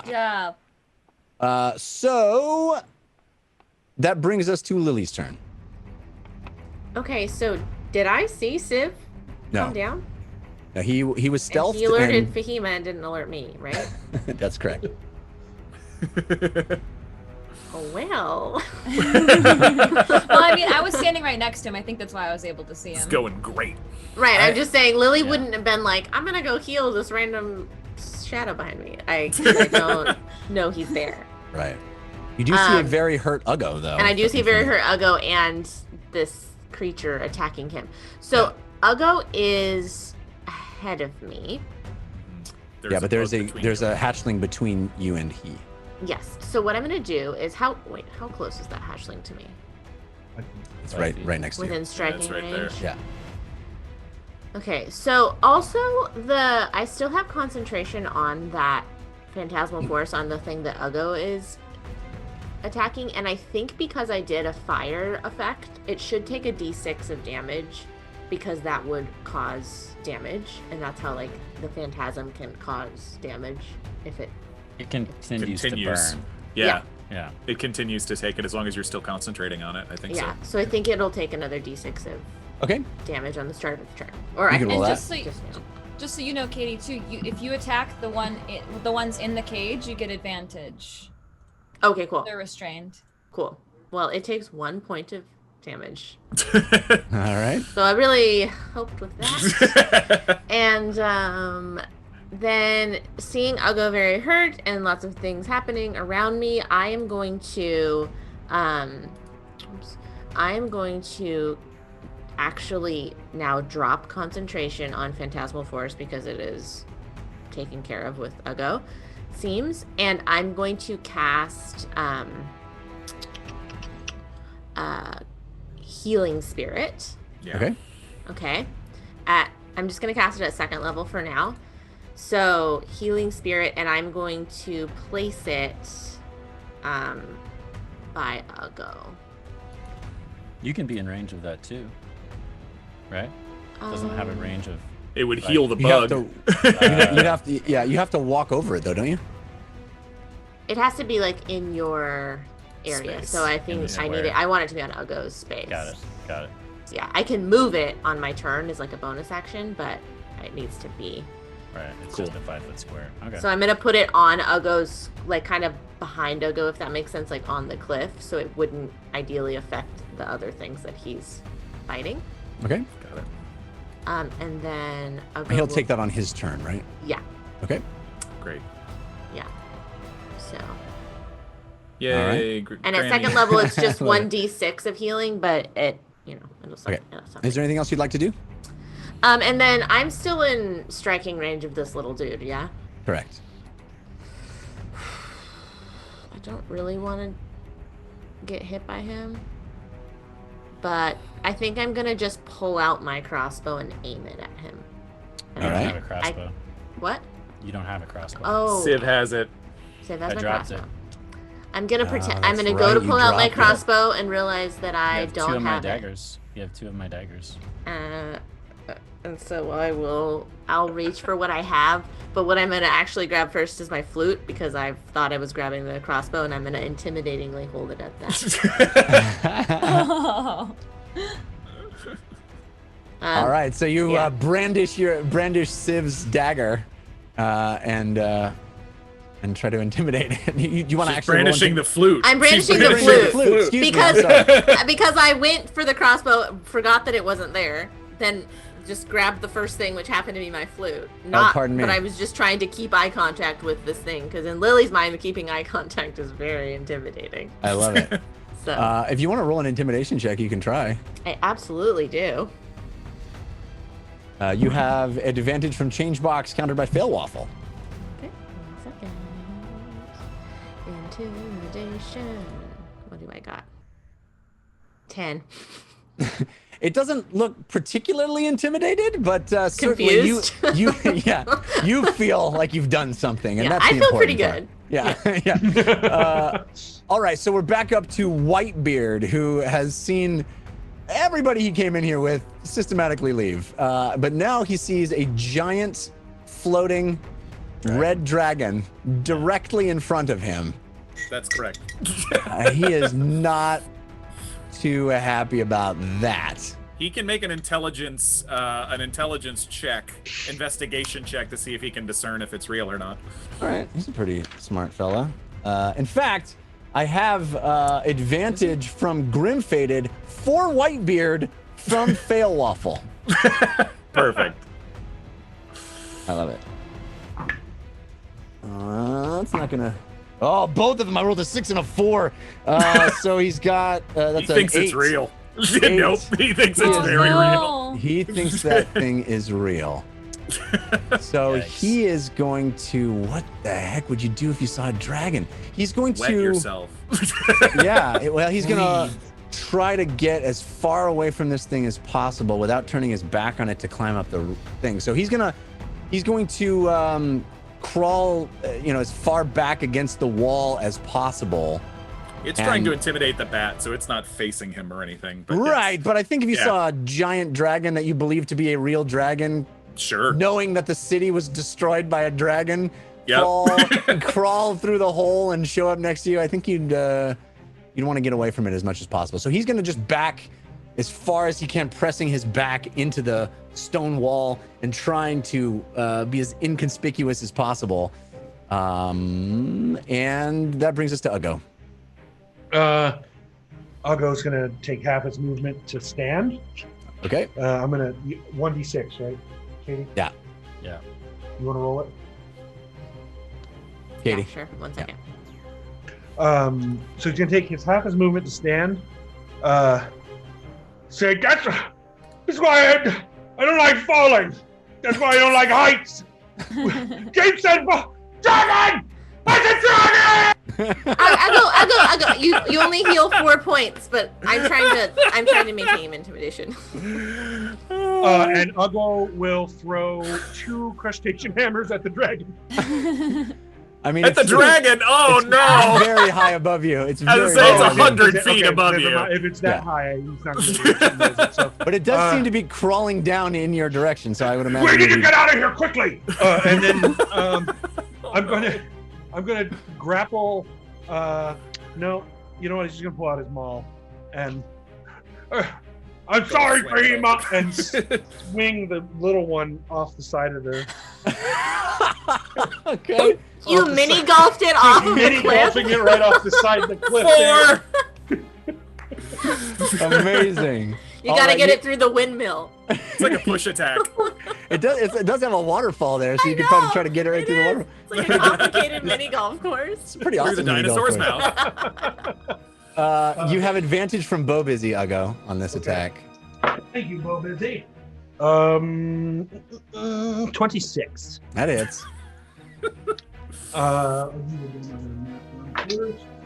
It's 9 plus 6, so 15 damage. Okay. So you hit this thing, you come swinging down with like you're teeing off, and you smack this thing so hard it loses purchase on the ledge and goes flying out and hits the side of the cavern opposite, and then falls down out of sight. Oh my god. That was I'm hysterical, gonna Macron. take a 5-foot step and take my second attack against Mama. Okay. Now that one I can't 4 off the side of the edge because it's behind me, but at least I'll get it smack in the face. All right. For that attack, you have advantage from Mana Hakume. Nice. Thank you, Mana Hakume. But does 13 hit? No, it does not. All right, so you smack this thing off the ledge and then turn and follow through, swinging, just missing over the top of the larger creature. That completes your turn, Uggo? That does complete my turn. All right, it is the bad guy's turn. That thing just saw you knock one of its babies off the ledge, so it is going to attack you as much as it can, and that will be with advantage from Cosmic Lord 94. Oof. And 3. Oh my god, this is the opposite of last week. I rolled a 3 and a 1. That's what happens. Yeah. So Both hit. it whiffs Thank you. on both attacks, but the creatures in the cage can all try to get out, right? Or both try to get out, I should say, right? Right, Fahima, on their turn? Strength save, yeah. Yeah, I Yeah. was just looking to see if it's at the end of their turn. Yeah. Okay. That is an hatchling. An 8 on the first, a 3 on the second. My goodness. My dice are paying me back for last week's high rolls. So neither of them get out, and they would be at the end of their turns. Yes. I think we're technically in this space that's right in front of Uggo, right? I mean, I don't think the map room is accurate. The yeah. thing is so they can still attack Uggo. Yeah, he would be right next to the cage if he didn't move. All They right, wouldn't so get both to of them, attack with disadvantage, yeah. right? So both of them are going to try to attack Uggo. Disadvantage that's a 12 on the first, Nope, and that is a 16 on the second. that hits. Okay, finally. And it's going to Finally, do half of us are like very close to death. 9 points of slashing damage. A lot Okay, of that is reduced. self-inflicted, though. So True. between the cage, the phoenix feather cage bars, these things, they're long, pointy appendages piercing through and stabbing at you, Uggo. causing some damage indeed. And we still have a bat available up there, right? It has seen an enormous dragon. Correct. So it's gonna get out of dodge. How far away is Meep? Meep is probably Pull about back. 30 feet, another 30 or 50 feet down. Yeah, I think Yeah, you can we get had to said she's Meep. about halfway. I think you can get to No. Meep. So it's gonna fly at Meep and give it a bitey bite. Jeff, I'm sorry. Jeff, why you do that? That is She has a 8 hit points. Oh no. that's a dirty Eight. 20. That's a dirty 20 to hit. Oh no. Oh no. Oh no. Oh I no. don't think she's gonna. I'm sorry about this. Yeah. Oh. The poison. alone will That's do it. 7 points of piercing damage Plus and poison. a lot of poison. Is she immune to poison? No. Is she immune to anything?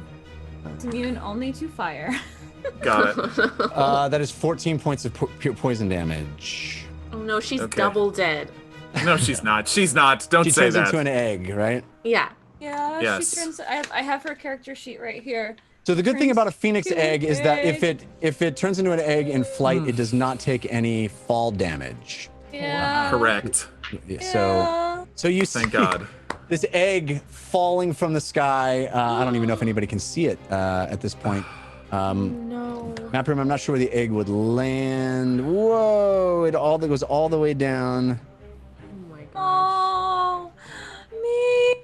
and lands on the bottom there. We can leave the meat flapping meep as a signifier of where the egg lands. Where did it land? It lands below you. There So looks you Just like- see one, just a one fi- platform below. Yeah. So Fahima, you can see the egg falling past your view. Oh no. No. Ugh, this is bad. That completes bad guy's turn. James, you're up. Then Fahima, Civ, Lily. I am controlling this dragon illusion. I would like to bring it closer to down towards this bat. I'm trying to. God, that's my action to do that. Yes. Okay. No, that's what I'm going to do. I realize I've heard Uggo screaming. You hear up at Uggo the screaming. dragon. You probably heard Whitebeard going, "Dragon, dragon!" And I Below realize, you. oh no, Civ and Uggo, oh no, oh no, oh no, oh no. And I would like to try to intimidate as many things as possible with this thing, so I'm going to use my action to keep moving it down the tunnel. All right. How far can you go on a turn? Hang on 1 second. I can use to move any spot within range, so I can move it to its full range of 120 feet away from me. All right. That gets it down to where they are because that's how. Yes, far Uggo basically, went. I'm like, so, and I'm calling out, the dragon is me! I'm the dragon! Don't worry about it! And Dragon is. I mean, you could do that with your mind, couldn't you? there's only a range of 30 feet 30. on Awakened Mind, so no. yeah. So you hear me dragon is calling me. You out. hear like a weird echo. The dragon is me. Yeah. I mean, it's waterfalls. It's echoing. You're hearing like. I would, yes, I would like to, drive that bat just away. I mean, I don't know, like basically almost like it's swooping and missing at this thing and trying to, as it's on its way down, to try and frighten it the hell out of here. Yeah, the bat is very scared. I mean, it took a bite at the at Meep on its way out, but it is trying to get out of dodge. Okay, good. And then in my movement, honestly, I'm in a full panic. So I mean, there's the rope. Whitebeard used the rope, so I'm climbing down one. Okay. Because I realize that I may have just seriously hurt my friends, and I'm very worried about that. All right. So roll me a athletics check. You have advantage from Angel Devilson, countered by Grim Faded. He gets advantage Okay. for the rope. The rope gives him advantage. Okay. That's what having rope does Unclimbed. on climb. Got it. All right. So you have advantage. A 10. Oh, that gets you down. Okay, good. You'll arrive on the same platform as Whitebeard, who you see pressed against the back wall, sweating, his beard pasted against his body. He looks at you and he goes, "There's a dragon." Yeah, it's me. So just pull yourself together, would you? Come on. It's me. It's magic. What do you mean and it's you? I literally point to the glowing orb in my hand, like it's a magic dragon. Don't worry about it. Don't tell them that. He leans forward away from the wall and he looks at you and he goes, "I'm gonna kill you."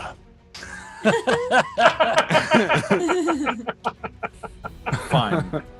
So matter of fact.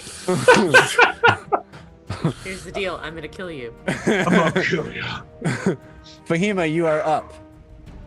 My heart is beating so fast right now. This is what happens when I let Meep out of my cloak.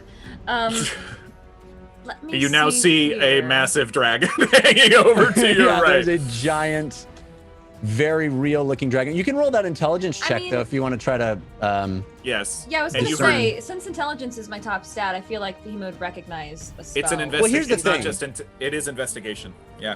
So- Okay, roll an investigation check. Here's the thing that I think is, you know, I don't want to be unfair about this, but James specifically created a creature that is very plausible for this situation, right? Oh, You yeah. know that there's a dragon that attacked this city, and it seems very plausible to you, I think, to anybody in this situation, that if there's a dragon that looks and sounds real, and you can't specifically hear your friend who is 120 feet above you screaming into a cavern with waterfalls tell you that everything is okay, I think it would take real investigation to discern whether or not this thing is Do we real or have to not. investigate to get the saving throw? Is that how we have to Yes, actually unfortunately, investigate I'm it? just reading that. You have to use your action to examine it to determine whether it's an illusion. Cool. Yep. But I did call it out. You can make a could they make a perception check to see if they called out that the dragon is me if they heard that? You know what? I will allow that, but it's going to be a very high DC. So we'll sure. see. It's going to be a tough. It's going to be Rushing a tough water. thing to do. It's not gonna use Fahima- my action, right? I don't want to use my No, action. no. Okay. I'll allow you a free perception check. You have advantage from Melchior on this as well. Thank you, Melchior. Oh, natural 20. Well, there you go. Nice. So you do, Wow. Fahima, you do kind of rely upon your senses to make out, even though you can't make out the exact words of James, you put two and two together, you discern that this is likely his doing, especially, calculating all the things that have happened, people losing their ability to fly. It just makes sense. And you barely hear him screaming out, and the screaming doesn't seem like a warning of a dragon. It seems more like a reassurance about a dragon. So you're able to put it together that this is likely James's creation. If Jeff, Fahima do wasn't you in want a us- state, Sorry, go ahead. if Fahima wasn't in a state of distress right now, she would applaud James. But it's go time. So I'd like her to, let's see, 5, 10, 15, 20, 25, 30. It looks like 30 feet will get me to the mama spider, right? Bug. Yeah. Can't see it in this view quite, but 5, it 10, seems 15, like 20, it 20, 30. Yeah, 30 will get you there.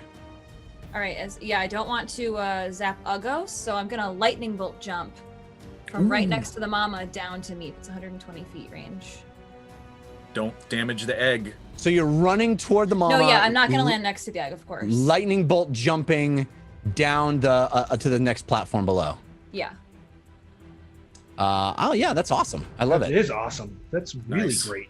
Nicely done. Thanks, guys. Yeah. So absolutely. Civ, from behind you, you feel Fahima break into a run, and it looks like she's gonna run right at this creature. And as she reaches it, even Fahima, in no! mid-stride, you see her body come apart into particles and then form immediately into a lightning bolt that goes through the creature and down through around the rock, down onto the platform, right adjacent to where Meep's egg is. Whew. Okay, so I'm rolling some damage. You have a dex saving throw for this damage. All right, I have disadvantage from Melodies of Old, Thank you. and I rolled a natural 1. Oh, Nice. Wow. Too bad nat Take it. ones on Yeah. saving throws aren't I was double just gonna say damage. that. Right. Yeah, too bad. Yeah, too bad. You did this to us, Jeff. I did it. You and Morgan. I'm so sorry. So that'll be 28. Everybody wanted to skip the cavern, fly to the bottom. Well, Fahima was going to say on this turn, can't we just like go and just leave it here and just keep going? But nope, that's not what's happening. 28 lightning damage to the mama. 28 lightning damage.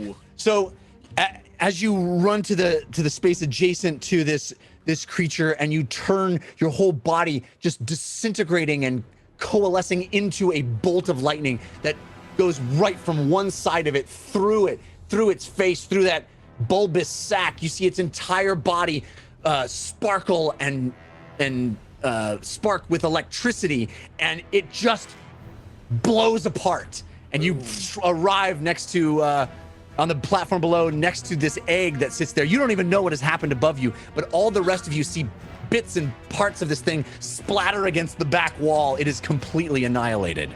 So Fahima arrives on the platform and, oh shoot, I guess I wouldn't quite be able to get to the egg if I use my full movement to get to the mama spider. So she'll prepare to... She's probably still like 10 feet away from the egg then. Yeah, so she arrives and she's looking at the egg with tears in her eyes. This poor egg. That's the end All of right, the turn. Civ, you're up. Perception? You go, and then Lily. Perception? Yes, roll a perception check. You have advantage from Scully as my homegirl. Sweet. That's pretty good. I got a 23. Yeah, Nice. so you also put together, judging all of the factors in play, Fahima's response, the bits of things you can hear of James screaming above you. It makes sense to you that this is also not a threat. This is not a real dragon. You also notice above you, hanging from the underside of this thing, crawling over the side, kind of from where you were sitting, where those eggs were that you noticed when you stood up. You see another creature come crawling, hugging the ceiling above you, sitting there, kind of coiling and ready to pounce. Okay. He's still hiding, isn't he? Yeah, no, I'm saying he sees that. It is not ready to pounce on him, but it looks like great. it. Yeah, it doesn't necessarily see Civ, but that's what you see. And there it is. Do I have a place that I can hide if I reveal myself? So if I do something like an attack and I reveal myself, is there any place that I see within sight that I could hide? Or would I be forced out into the open? I think on the this next turn? platform, you would have a tough time finding another place I out of see. sight. Also, creatures have to not see you hide in order for your hide to work. So Yeah. Okay. That next platform looks like it's down by about 5 to 10 feet. Is that about right? The one that Fahima's on? yes. Okay. Then what I would like to do is I will use my action to throw a dagger at the creature that is on the ceiling Okay. using sneak attack because it doesn't know that I'm there. Right. And then I would use my move and probably my cunning action dash to move along the edge past Lily and then down to that next ledge just below Lily, if that makes sense. Yes. Okay. So let's do the attack action first. You have advantage from Scully as my homegirl on your attack, although you already have sneak attack. Right. And I probably miss. Awesome. That would be a 11. Yeah, that misses. Okay. Yeah. And then, yeah, especially because I'm climbing, I'm guessing that's going to take my move and my dash to get down there. Which one So- did you throw at? The one that's on the ceiling. The one that just appeared. Yeah. Do you run through Grammy on your way over? No, Can I? Grammy is where Uggo is. Grammy's okay. that token Diagonal there. of me. Yeah. Yeah. So I would get attack of opportunity on me if I did that, right? Yes. Yeah. From the So then caged no. creatures. Yeah. I'm definitely going to just crawl down the ledge right below where Lily's at. And I know I can't hide, but that's what I'm planning on doing. And Okay. I'm going to whisper up at Lily and say, Lily, I'm about to fall unconscious. I might die. And then I'm hanging on the ledge, and then I go down from the ledge, leaving blood on the ledge as I lower myself down. P.S. There's a monster above you. And also a dragon. Yes. Also, the dragon's fake. And the dragon's fake. It says property of James Quillis on the belly. What? Yes. All right. If your hands are just full on blood. So that completes your turn. So it is Lily's turn now. It looks like a strangely nerdy dragon. So Doing a since funky dance. in the last 6 Like, seconds, Lily's realized there's a dragon. She's been told the dragon is fake. She's seen Fahima lightning bolt a creature and then disappear down. She's seen Meep fall. And then Civ has said he's about to fall unconscious and then disappeared from her view. Yep. Just to like summarize. Sounds about right. Okay. Sounds like the usual chaos. Okay. So healing spirit is still by where Uggo is, right? Uggo, you haven't moved too much. No, I'm 5 feet away. Okay, so what I'm gonna do then is I'm going to. Can I see Civ if I peek over the ledge? Absolutely. You can see him from where you're standing. Can I touch him from where I'm standing? Or how far down is he? I think that you can. Yeah, you could lean over and touch him. I would say that would be fair for you could use your movement to do that. Okay, so I'm gonna use my movement to like over the cliff, touch him because I need to touch his hand in order to heal him. Okay. And then I will do cure wounds on you, Civ. Civ is standing on the platform, but his tail is extended behind him, and Lily reaches down and just grabs your tail, Civ. And starts... I'll be like, wait, and I'm just, there's so much that just happened, and then I'll do cure wounds on you. 1 second. So you heal 20 points. Nice. Wow. Wow. Dang. And then as a bonus action, I believe I can move my healing spirit. I guess I don't really need to, but I wanted to move it a little closer to Uggo. He's I still think within it's 5 technically on Yeah, I top of him. can. Okay, you're still Yeah. okay. Great. I thought you had moved a little bit away from it. So I will keep that there, and then, with my movement, I am going to. Are all of the things that Uggo is fighting at this point in the cage? Correct. Yes. Yeah, everything out of So- the cage is dead except that. I'm thing gonna on move the over into that square as well to take the healing from Granny the Dumblestuck. Grammy. Grammy, and kind of like be able to keep an eye on Fahima and Civ down there and Uggo to see where I'm needed Okay. So if you move away from the cage, you'll take opportunity of attacks from those things, but at disadvantage, right? correct. Yes. Yeah, I need to get away from it. I think so. Yep. Okay, so each of them will try to get you with disadvantage. Oh, that's a 2. And then the second one is a hit. It'll be a 19. Yikes. So one of them reaches out with a talon and stabs you. Lily, do you want me to reduce the damage or do you want me to hit it? No, it's okay. You hit it. Okay. That would be a 6 points of slashing damage. Okay.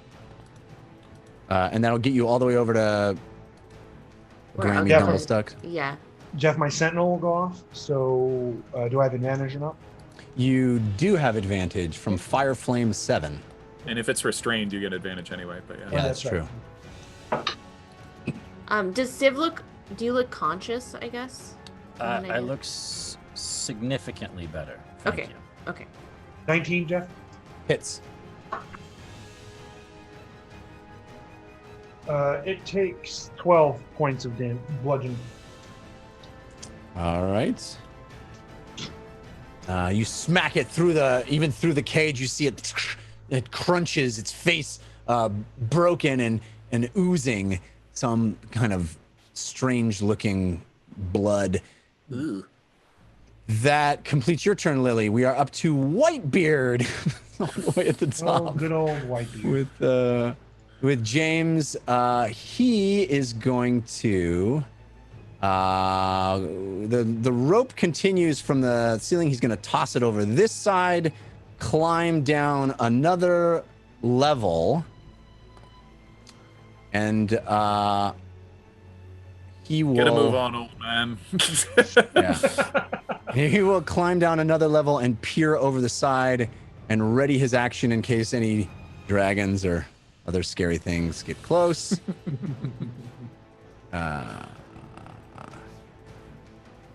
And we are back to Uggo. All right. Uggo is going to make sure to step into Grammy. Thank you, Grammy. Also, there's still a dragon! Actually, you know what? Whitebeard, before we go, I didn't remember that bat is there. Whitebeard is going to throw a dagger at the bat and see if he can hit it. See if he can hit it. Why not? Parting shot. Disadvantage from False Star, but what the heck? No, that still hits. That's a 18. And he will do not too much damage, but not nothing. Not nothing. He did something. Not zero. Good job, Whitebeard. We're all proud of you. All right, sorry. Go ahead. I was going to cut the head off the so, bat. So, Lily, will you roll that d6 and tell me how much Grammy gives you? Just another 4. Okay. Nice. Little by little. It's funny because I took 4 damage last turn. So I know. We're just like keeping you steady. Wound opens, wound closes. Wound opens, wound closes. I'm going to attack the baby that I just attacked again. The one in the cage? I don't want to call it a baby because it sounds weird. Hatchling. Yeah. The hatchling. Thank you. I'm going to sound attack bite a to ruin hatchling. Ron Ogden. I'm going to Yeah, attack the baby. attack the baby. I'm angry at this baby! Advantage, disadvantage. Well, they are restrained, right? Still? They are restrained, yes, indeed. You have advantage already. The first one is 23. Hits. All right. It's the one I've already hit, so I'm going to do that damage again just so you know what it is. 11 points of bludgeoning. Yeah, you take a mighty swing and you hit this thing as you saw it reach its talons out and attack Lily as she walked by, so it's close to the side of the cage, and you take this mighty swing with your maul and you connect on the side of the cage where the talons are, and you see it slam all the way to the other side of the cage and hit the back wall, slide down dead. So then I'll attack the other one that's there. Yep. I don't know if this is a fight. I don't know if this is a fight we can win, guys. I think we gotta get out of here. Agreed. That's a 14. 14 misses. Okay. So you have a bonus action left and some movement, but I will keep it there. All right. Yep, that's it for me. So this thing is going to attack you back from the cage with disadvantage. Man, my rolls have been just awful. That is an 11. Does it see the giant dragon hovering over it as well? I mean, it can't. It can't move. do anything. It's just sitting in this cage, unable to go anywhere. So yeah, I mean, it's terrified. It doesn't do anything. The one upside down is going to. It sees these babies in cages. And a giant dragon. And a giant dragon. No, you're right. A giant dragon. Yeah, it's going to scurry out of sight, actually, because it's going to try to get away from the dragon. It does not like the look of that giant predator. And the bat will also fly the opposite direction, back up toward James and Whitebeard, but just sort of trying to get up and away from where this dragon seems to be going. So it's gonna try to fly up past all of you, up and try to get away as much as it can. So the extent of its movement, which is it's going to take a dash action, and it's going to just go. It has 120 feet to go, so it's just going to fly up and out of sight. It is terrified of this giant winged creature that is about to eat it. It looks like it's scary. Next time, maybe we start with the dragon. Maybe we start with the dragon. Then do the fly spell later on. Yeah. All right, so that brings us to James, then Fahima Civ. Movement down to join Whitebeard. And then, I mean, yeah, all my movement. I'm keeping the dragon where it is. I don't have to use my action to move it. I just flapping there, flame kind of gouting out of its nose and like its mouth, like it's preparing to open its maw. Just kind of, as much as possible. But then, so movement and my action to dash. So that probably won't get me off that lower platform, but probably to the left edge of that platform. So you're still on this first platform, or are you getting all the way down to that second? Yeah, down one to join Whitebeard, and then a dash to my left to kind of prepare to keep going down. 5, 10, 15. So you can get, you can just hop down this other section. Great. Yeah. Yes. So you'll get there. Perfect. And once you get there, something interesting happens. I'm kind of panicked, calling out like, Civ, Argo, anyone? Are you all right? I believe the map room can show us what happens here. Right, map room? I am thinking about the right spot. Do we want to see what happens? Yeah, really. I think you do. If the map room can't get it to happen, does that mean portal? it happens? Maybe I'm thinking of the wrong spot. I might be. I don't think I am. Am I? Map room? You trip over a bunch of healing potions. Oh, amazing! Oh my gosh, that would be amazing. Oh, am I ruining this? It's all right. I'm still enraptured. I am.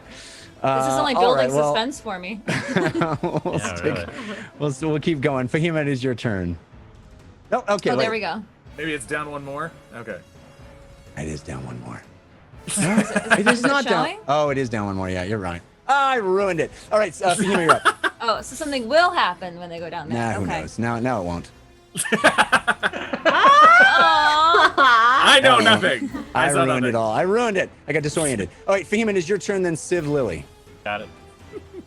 Okay, so Fahima walks up and kneels down and picks up the egg and cradles it and says, Meep, I'm so sorry. I should never let you out of my sight. I'll keep you safe.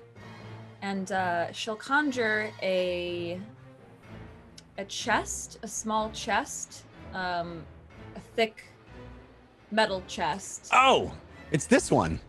What? When you pick up the egg, map room. What? Oh my god, it is? Yeah.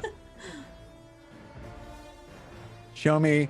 Survey says. Maprim's like, what are you talking about? I'm gonna get it wrong again. It's so cool. There it goes. It breaks away. That crumbles. Oh, it falls. Oh cool. my gosh, that's Very scary. As you pick up the egg, the entire platform around you crumbles underneath you. You are fortunately standing on a section that did not fall, but you watch as you pluck the egg from the ground. You realize that all of these sections are not entirely stable. Oh my gosh, No. So that's terrifying. So she backs up and conjures this chest, this metal chest, rips a few pieces out of the back of her diary / spell book to cradle the egg, and puts it inside to keep it safe. This egg has 1 hit point, and if it dies, she'll be banished to the celestial plane. So we don't want that. So she hides it in her cloak and backs up, makes eye contact with Civ, and then can I take a look around to see what our move is if we decide that we want to keep going? Keep going Sure. down? Keep going down, yeah. If you walk over to Civ, you can look down and try to see as best you can below you. Maproom, if you want to pull out slightly and give a better view of how the chamber is formed below.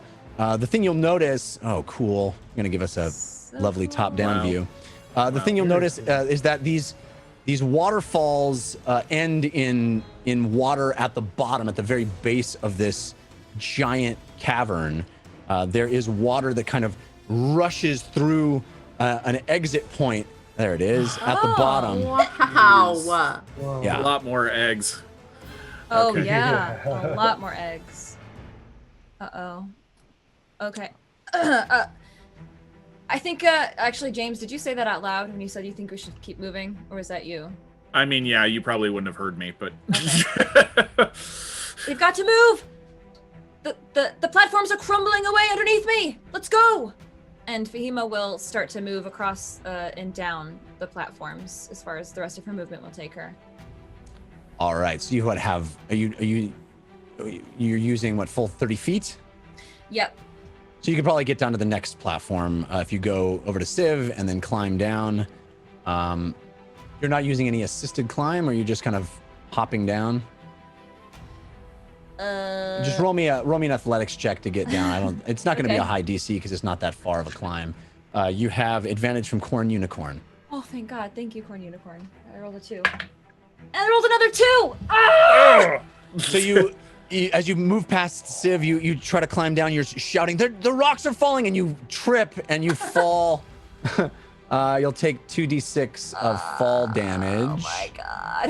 Jeez. My gosh. So that'll be, actually I rolled a 5 and a 4, so it's 9 points of fall damage. Oh my gosh. Wow. Concentration Rough. on the... Concentration on the cage. On the cage, yeah. Okay, now using you do have die. advantage from Fall Star, though. Thank you, Fallstar. Ooh, bad. Oh, saved. So Civ and then Lily. Do you want to move the cage at all? Can you do that with a bonus action, or are you just keeping it right there? Takes a full action, unfortunately. Got it. I am not fleeing. I am going to steel myself. I'm going to climb back up onto the ledge, and Mr. Whispers and I and my +1 short sword are going to go to town on this little thing in the cage. All right. You have advantage from Scully as my homegirl on your first attack. Are you doing 2 attacks? No, I'm doing 1 attack, but I am flicking the blade before I... All right. Is there just 1 in there? There's just one in there left. Yeah, I'm I'll go flicking kill the the blade other. and stabbing it in. Yeah. Ooh, that's good. 27? That hits. Yeesh. Let's end this thing. Ooh, plus a D8. A lot of dice. Sounds like a lot of dice. So many dice. Sounds like a lot. So many dice. I did not roll well. Let us, baby. 17 plus 6, 23 points of damage. All right. You stab this thing, and it squeals and squirms and tries to get away from you, blocked by these fiery phoenix feathers of this cage, and it can't get away. And you see it is very close to death. It's limping and kind of slumped over in the side of the cage, not quite dead, but very, very close. And then I'm going to move over to Granny Dumblestuck and shake her hand. All right. That's a d6 for healing, and we are Okay, up did to you wanna Lily. do that for me? Yeah, I'll do it for you. 1 second. Thanks. And Lily, it is your turn. Okay. Well, So- explosion of healing. Love that. Oh, Oh my gosh. Explosion of healing. Man, map room just extraordinary tonight. Kudos. Yeah, it's very just good. really, really great. 1d4. I mean 4 points. I rolled 4 points on every single heal. Seriously. of that so far. Could be I'll worse. take it. Thank you. It could be much worse. All right, Lily, it is your turn. So I think it has 2 more heals left. And then Whitebeard Uggo. Okay. Okay, Uggo, are you looking pretty hurt at this point? Oh yeah, Okay. for sure. Still. So, and Civ, you're still hurt, but you're looking somewhat better. I'm looking like I wasn't until I fell from the sky. Okay, so still pretty hurt. Yes. Oh gosh. I'm bat hurt. I'm not bat and squashed hurt. Okay. So I'm still bat and squashed. Hurt. Yeah. So I'm gonna heal you, Uggo. I'm gonna do cure wounds on you for only 11 points. Right. But you're still in. You should get 1 more round of Grammy Dumblestuck. And then I'm also gonna Uggo. The dragon is not real. Oh, Okay. but it's right there. I can see it. No, James. I think James made it. Oh, that's why I fall down. Yes, that makes sense. But Fahima says we need to keep moving, so we need to keep going. Go where? Down, Oh, okay? But I'm don't gonna wanna- stay with you two because Okay. Quite frankly, neither of you look great. And I mean that with so much love. Yeah, it's now down a far. Yeah. That's the end of my turn. So I'm just going to stay kind of by Civ and Uggo to be prepared. Because they both still look like they need healing. All right, Wait, we're is up that to a freaking- Whitebeard. Is it a snake? Oh, I don't know. No, it's a weird might like just be a plant. Just I think plant. it's a plant, Tell me yeah. it's a plant. I thought Okay. that too, though. We are up to Whitebeard, who is going to walk all the way over down, hopping down to James, bringing the rope with him and trying to climb down to the next platform as quickly as possible. I'm going to make him roll a athletics check himself here. Nat 20 on the athletics check for Whitebeard. Oh, just looking great. Yeah. Just Whitebeard just like looks at you, James, and goes, killing you. And he grabs the rope and just slides down and out of sight. Very, very You'd cool. have been dead by now already if it weren't for me. Remember the castle rum? Yeah, right. Okay. And that completes Whitebeard's turn. Now we're up to Uggo. I'll go the brave. Uggo the Brave. Okay. So Mapper, can I see the mess of stuff we've got going on down there? It's a lot. First thing I'm It's a going to do is shake hands with Grammy Dumblestuck. Thank you. Thank you. So go ahead and roll that for me. I'll roll that for you 1 second. Yeah.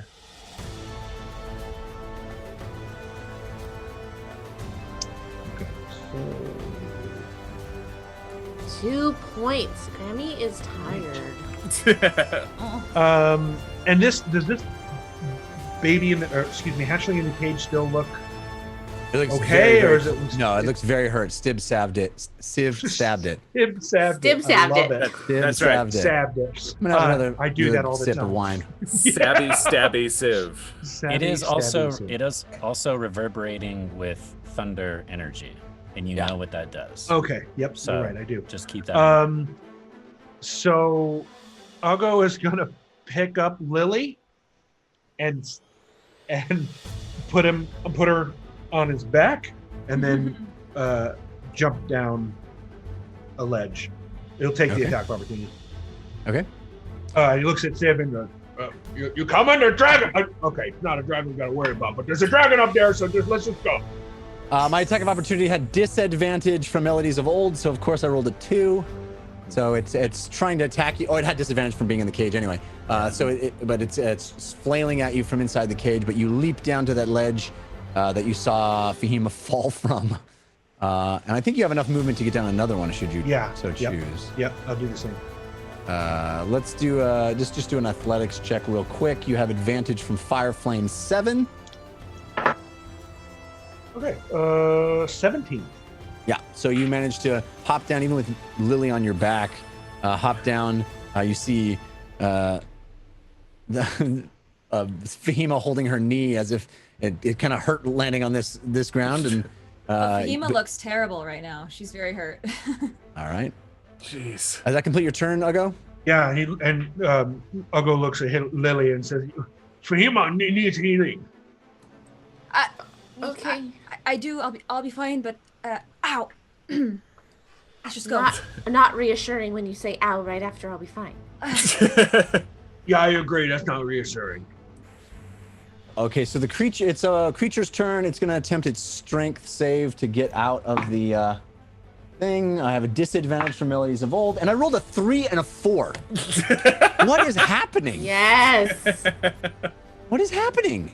Even if it got out, it would take a bunch of damage and probably die. Yeah, it would Yeah, die but it immediately. doesn't know that. It wants out of here. True. Right. It's true. So we are up to James, then Fahima, Civ, Lily. I'm gonna leave. I still can't really see my friends, so I'm gonna leave the dragon where it is. And it is an illusion, but it does give off light, so it's also doing the work that Meep was doing for me a little bit, kind of, giving off a kind of glowing light. Right. Maproom, could you pull back slightly? So yeah, I'm just kind of making it central and hoping it's intimidating whatever is down there trying to hurt my friends. And go upwards, please, Maproom, because I can't see where I am. if Whitebeard went down, use the rope to go down 1 level, I will use my I will use my movement to do that also. Okay. Just roll me an athletics check. You have advantage from Subutai the Smithy, countered by Grim Faded. But it's with the rope, so I get advantage. Oh yeah, you with get that. advantage Yes. anyway. Yes, indeed. Thank you. Good, because athletic check are not my strength. 18. Yep. You slide Okay, down almost as gracefully as Whitebeard did before you. Yeah, no, I'm still very much in the dark, but that dragon is giving off quite a lot of light, I hope. Okay, so I'm looking down to the left. Would that take my action to hop down there? There's no rope to get me down there, but I will say you can use your action to hop down there. But I would potentially take falling damage if I don't do a good enough athletics check. That's correct. Yes. All right, I'm gonna turn back to Whitebeard and go like, all right, keep roping it down, buddy. Come on, you're doing great. Because I'm gonna wait for the rope. Because if I lose concentration on this dragon, I wouldn't be able to live with myself. So up to, sorry, is that your turn? That's it. Fahima Well, Sid actually, Lily. Can I see? Can we pull back a bit? Can I see my friends at all yet? I mean, I don't have dark vision. I don't know if we want to. No. Okay. I mean, you may be able to see some the light of the burning cage below you, but it'd be hard, I think, to make out individual people farther down than that. I think you probably could see a glowing sieve next to that cage. Okay. Other than that, it'd be hard to see. Again, you're closer now. You're closer now to these waterfalls. The water's gushing. It is loud. It's reverberating off of the stone walls all around you. This all around you. Question, Jeff. Does Yeah. he see the hand crossbow? Because I think it. Oh fell yeah, I with think it the would be right about fall. there, right? Yeah. Yeah, Okay, I think you do I see will. it. I'll use my action to grab that then. Great. Yeah. Good thinking, Civ. Thanks. Fahima, Civ, Lily. I turn to Uggo and Lily and I say, "Where's James? And Whitebeard? I don't see them. Are they still way up there?" Yes. Okay, I think we should wait for them. We can't go too far. They're in the dark. So Fahima will send up a prestidigitation create light, I think it can. or you know what? Actually, it doesn't matter. I'll shoot up a firebolt to kind of signify to them where we are, Like and a I'll flare? stay. I'm not gonna move. Yeah, Nice. shoot up a flare. Okay. So That's it's my you're just kind of shooting it up in the general, just up. Yeah, I'm trying to flare our location and wait for them. Okay. So you conjure a fireball in your hand and you send it skyward, and it soars up, casting a warm glow that bounces off the wet rock all around you. And James and Whitebeard see it soaring up and fizzling out at the end of its range. I would like to move or into enge, the. if you want to use that. I'd like to move in towards the inside of the wall too, just Okay. in case. In case it crumbles. Yeah. All right. Maybe I'll so put a hand on Uggo too. Civ Lily. Civ, My you're up. turn? Yes. Can I shake Grammy Dumblestuck's hand? Humble Absolutely. ducks. Humble duck? Humble It's ducks. so this is that will be the last heal I'll take it. for it. So I you will get take it. it. Let me roll it. Awesome. And then Ooh, you got explosion of healing. 6. Yay. And then Granby Dumblestuck ceases to be the phantom spirit that has been healing everybody. She goes, well, things to do, and she heads away. I kiss her Job on the well done. cheek as she goes. Aw. And Job well then- done, Grammy. She And then I loves it. immediately turn around and kill this thing. All right, you have advantage from Captain Critical. Actually, you already have advantage because it's in a cage. Yeah. And I'm flicking the blade as well, just in case. Yeah. Sweet. That would be a 21. Yeah, that hits. One of these goes away. One a little better. 10, 17, 21, 23. Oh yeah. 29 points of damage. Yeah, you obliterate this thing. You actually stab it so hard that you pick it up, and it hangs on the edge of your rapier. This hatchling, this creature, limp and just pouring out its entrails on the its sort of oozing innards on the bottom of this cage. It is very assuredly dead. Great. I will allow it to slide off of my blade limply onto the ground, and then I will use the rest of my movement to slowly climb down to where everyone else is at. All right. So the first one you can manage no problem. The second one just needs a athletics check. You have advantage from Captain Critical. Great. Yeah, that's a 25. Nice. Yeah, that's no problem. Actually, you probably wouldn't have even needed that because you have your climb speed. But yeah, no problem. You get down with your companions, and now we're up to Lily's turn. Mr. Whispers will come with me too. Okay, Lily, you're up. Okay, great. And I'm still on Ugo's back, but and we're kind of in like action mode. Or like ready mode, I'm assuming I'll go to move if we need to. Yeah, oh yeah. So could I touch Fahima from where I am? Yes. Okay, great. So She's right I'm next to you. gonna do just a little cure wounds on you, because do you look really hurt, Fahima, or you look... I look like, let me see. I look like I'm at 40% of my Look health. at 40%. She has a battery meter on her. but I mean, also at the point where you've seen Fahima in this state before, and it's like one good hit will Okay, take her I down. heal you 10 points. Nice. All right. Anything else, Lily? And then I'll stay on Ugo's back, kind of in ready. But so are we waiting for James? Is that the plan? They're coming. They're climbing down a rope. They're not like the rest of us. It's going to take them a while. Okay. Do we have, Fahima, do you have the tiny hut prepared? I do. Well, I can cast it as a ritual. I mean, it might be a good idea. Okay, I can start now. Right here? What? On the I don't crumbling? know. I think we should do it down there. Yeah, I mean, eventually. I'm just saying we But might there's wanna water do that down there. Well, and sooner. they also have to be with us if they're going. Oh, yes, I'm saying once they get here. I'm just saying we might be prepared to need to take that. It seems Okay. like everybody's quite injured. Okay, so females just start flipping through her spell book and Just- look over the spell. All right. So we're up to Whitebeard's turn. Whitebeard, taking the cue from James, unfurls the rope to the next platform to the left there and begins to climb down, looking up, looking down, and he's going, "Your friends are, the crew is much farther down, it seems. I don't know where they are." And as soon as he lands, he pulls the rope tight, and as his feet land on this section, of course, Oh no, breaks it away. crumbles underneath him, and he goes tumbling down to the ground. There it goes. Oh no. And Whitebeard falls and takes Yikes. rolled 2 1s. He takes 2 points of fall damage, and he lands with a thump, and he looks up at you, James, and he goes, "The rock is unsteady." And that's see where we're that. going to go to intermission.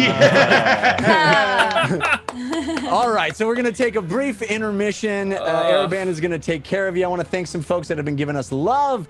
Saber Gamer, Onyx, Chloe, the Dungeon Run, yay! Kamikaze Reaper, Mobo Herder, Hail Yourself FC, Doc Lannister, not Ugo, nor Civ, nor Lily. Who could it be? That's a username? Yes. That's down to just So it's Fahima. James and or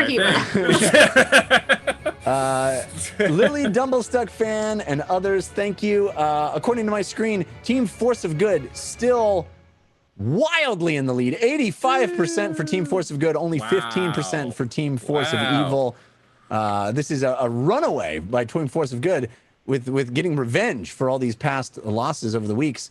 We'll be back. Stick around. Lots more to come. Yeah. not watchers. Yay. Our campaign will continue after this brief intermission. Milo, what is this tune? Are you playing this on your record? I didn't even know you still had this. Turn it up a touch, would you? Give me a little soft shoe. Oh yes, that's nice. Oh yeah. There you go. It's very slow. Is it gonna speed up at any point, Milo? Who is this? There you go. Do the buffalo shuffle. Oh, Milo, what on earth is that? Oh, goodness gracious. Oh, why is it? It's a stingy. Oh, that's a stingy. Ay, ay, ay. Listen, Scoundrel Lovejoy. So you found the cauldron. Look, do me a favor. Never do that again, okay? Because it's not nice. It hurts Milo, you see? Look how angry he is. He's not even dancing anymore. Milo, pretend you're not dancing anymore. Ah, okay, good. Everyone just relax. Listen, before we continue, I do want to say something really quick. If you're not watching this live, I highly recommend watching live. Wednesday nights, on Caffeine at 6 p.m. Milo, what happened to my lights? What? Stop your soft shoe and go! Unbelievable. Yes, thank you. I can't do the show without lights, Milo. What are you doing? Let's get back to it. I highly recommend watching live Wednesday nights on Caffeine at 6 p.m. Pacific. That's Pacific. If you're on the East Coast, that would be 9 p.m. because there's a 3-hour difference. And then if you're somewhere else in the world, you could figure it out from there. And the good news is, when you're watching live, you can live chat with me and all of our wonderful community, the watchers of the time stream. Oh no, it just happened to my accent right there. That was interesting, wasn't it? Ah. Hi. Oh. Oh. Ooh. Ooh. Ooh. Yeah. Ooh, yeah. Do a tap dance, Milo. Quickly. Ow. Why did... Oh, Jeebus. Better than Jeebus, I'll tell you. Do you know what cortisone cream is? No, Mario, I'm talking to you. Do you know what cortisone cream is? Yes. Grab it, please. I need it stat. On... Oh, and if you could do me a favor, rub some on the middle of my back there. Yes, I don't know why there's such a pain there. Ooh, goodness gracious. Oh, by the way, Chef Scott, yes, do me a favor and never do that again, okay? Because again, this is a show for families and friends and happiness, not pain, okay? Super nice of you to never do that again. Oh, Carpathios. First of all, great name. Love it. Milo even gave it a little smile as well. Could you imagine the change of taste from brains to blood? I just did. No, thank you. I will never imagine that again. Why would I? Not really good. Tastes awful. Almost like the way my good friend Milo smells, you see. Oh, Falstar, thank you so much for that. And yes, for Team Force of Good, which, by the way, is leading by what, 95%? Actually, that's not true. Let me look. 85%. My goodness, what happened to Team Force of Evil? Where did you go? Not that I have a problem with that, because, of course, you know now, perhaps. Or maybe you don't. When force of good wins, I win. When force of evil wins, Milo. No. Right? Milo loses. I was going to say he wins, but he loses. No, he loses if it's... Which way is it? I can't remember. The pain is unbelievable, let me tell you. Oh, Cable Jr. says, how are you doing Lord Ereban spelled with no capital letters? First of all, Cable, Lord is spelled with capital L-A-R-R-A-B-A-N-N, capital A at the start. Other than that, great, thank you. Chef Scott saying, LOL, hi, Mr. Octopus. Her words, not mine. All right. Here's the deal, chef. I hope you're a real chef, by the way.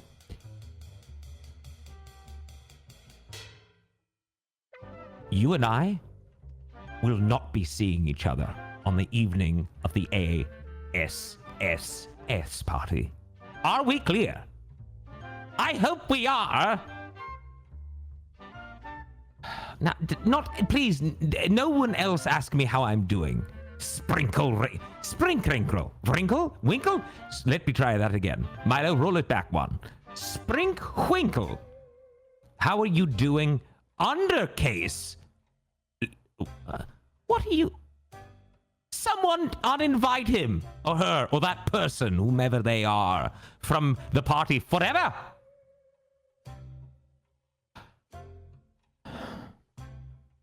Honest 34. Still love the name, by the way. Have no idea what it's supposed to symbolize. Mr. Squiggly Face. First of all, squuggle? Is it squiggle? Squuggly Face. Number one, anytime I'm addressed that way, I will not respond to you. So try it again, please. Chaldea Lannister. How many brains did you eat a day? Did you eat a day, Lord Ereban? That's right, spelled properly. Also, how have you been lately? Number one, I eat as many as I need. Sometimes none. I fast. Other times I'll have upwards of 5, depending. Or 6, if I'm going a little overboard, you know?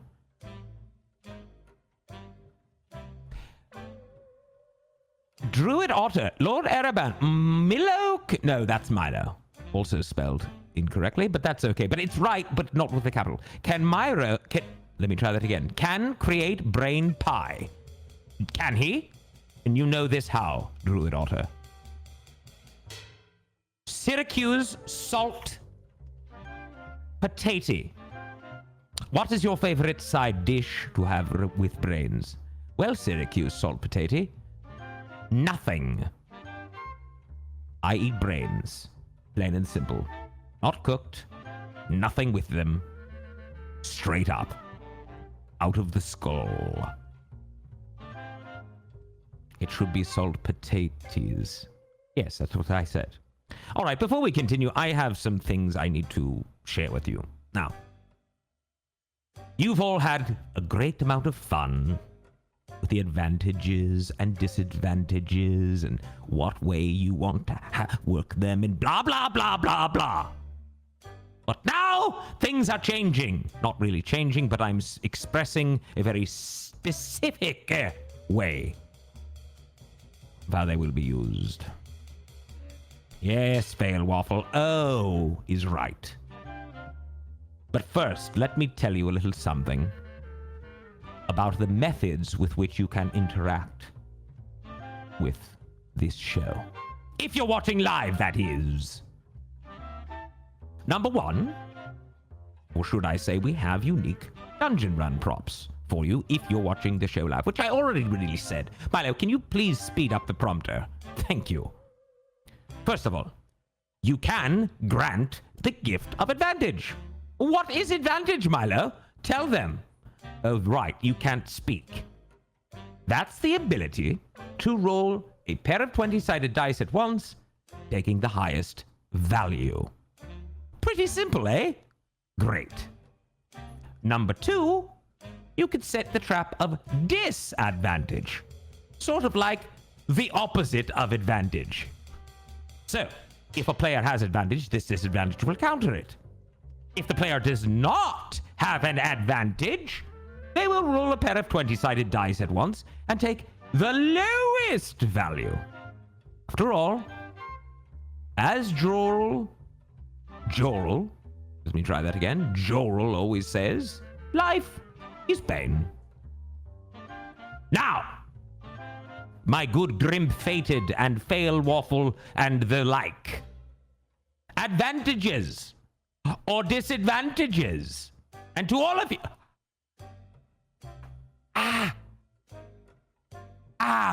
why is... What? Oh!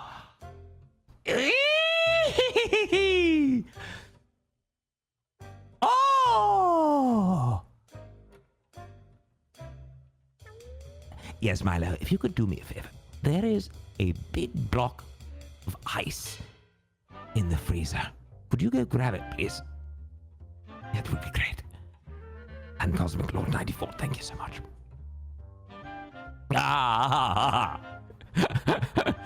It doesn't hurt. I'm just joking. There's no pain whatsoever. I never have felt better.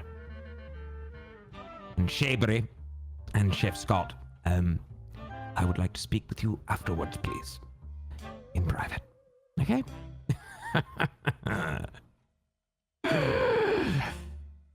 Oh, goodness gracious. Okay. Where was I? Okay. Advantages or disadvantages can only be given to players or the DM. That's it. When giving them to a player, you must specify who at the table it is for. Or, I'm not joking, I will make the choice for you. Plus, if given to the DM, if you don't know what the DM is, that is Jeff. And I'm making these rules, not Jeff, no one else. This is me. If given to the DM, Jeff will use the advantage or disadvantage in the order received. They cannot be given to a specific NPC. For example, Whitebeard.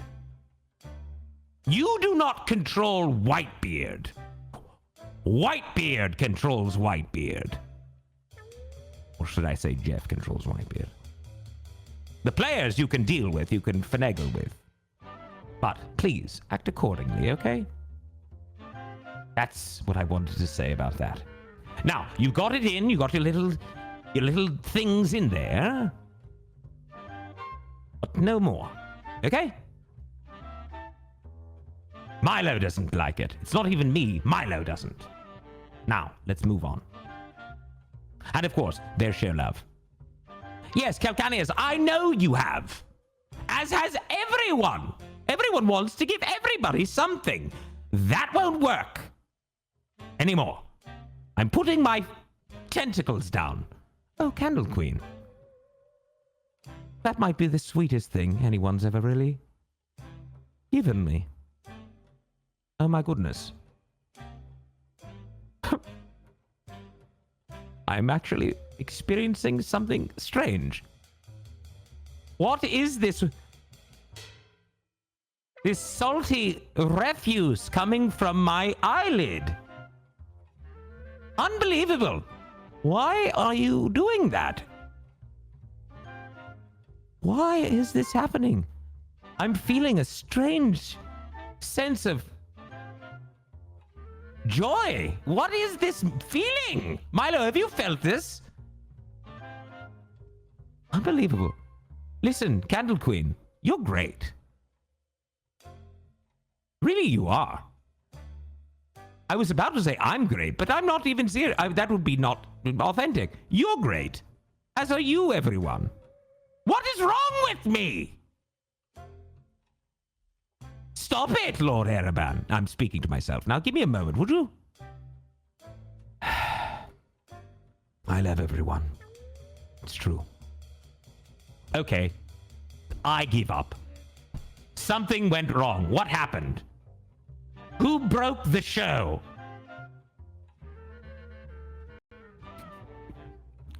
Let's get back to it, shall we?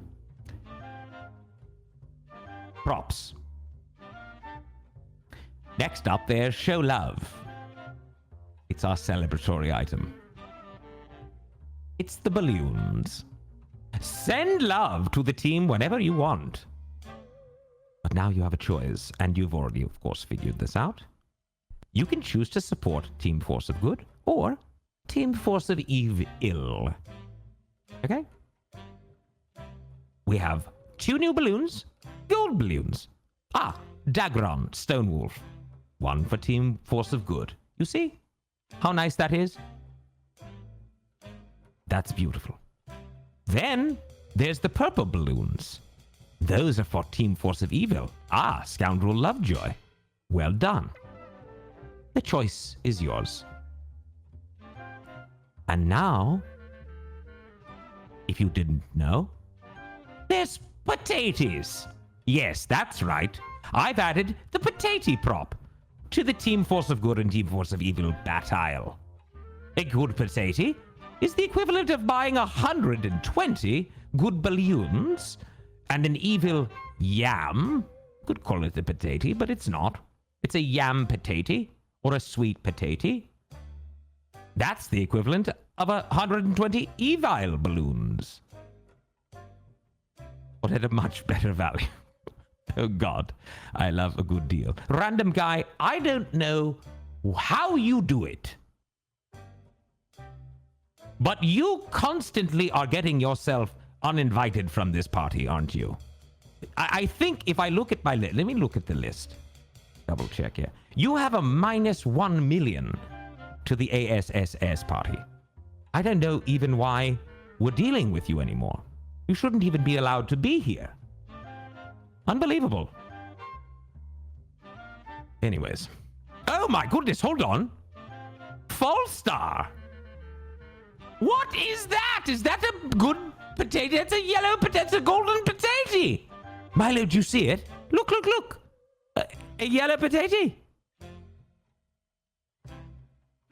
Yes. We'll eat it later. Well, I'll cook it for you in a bit. That is very nice of you, Fallstar. And let me just let you know, there is no way Team Force of Evil is going to win tonight. And I'll tell you what I think about that.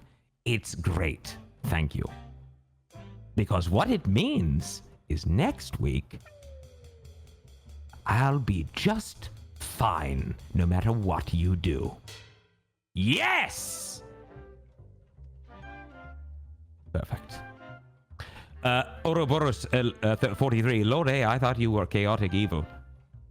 I am. Actually, it's not true. Not really chaotic, but definitely evil. Yes. But chaos, no. I guess I am chaotic evil. Which is why I don't really care whether or not it's good or evil that wins. Yes. Hey, Joe Kaiser, by the way, a plus 45 for you. Thank you for that. Also, at the end of well, there you go again, Lord Ereban. At the end of tonight's show, we're going to tell you who the winner is. When Jeff says, that's it, no more good or evil, don't buy more things, because they won't be counted. Got it? Just let it be. If you've lost, you've lost. And Team Force of Good is going to win tonight. 100% done. And of course, there is one more thing. Milo's Ball. Which you cannot use today. Alright? It's off the menu. Next week, of course, feel free to drop them like they're hot. No doubt. Because I love them so much. But not this week. Unusable. Unimportant. And there's that. Lily Dumblesuck fan, I hear a rumor Whitebeard's beard is fake. Wrong. Very real. Teal meeple. Hot potato. Milo's ball. Yes.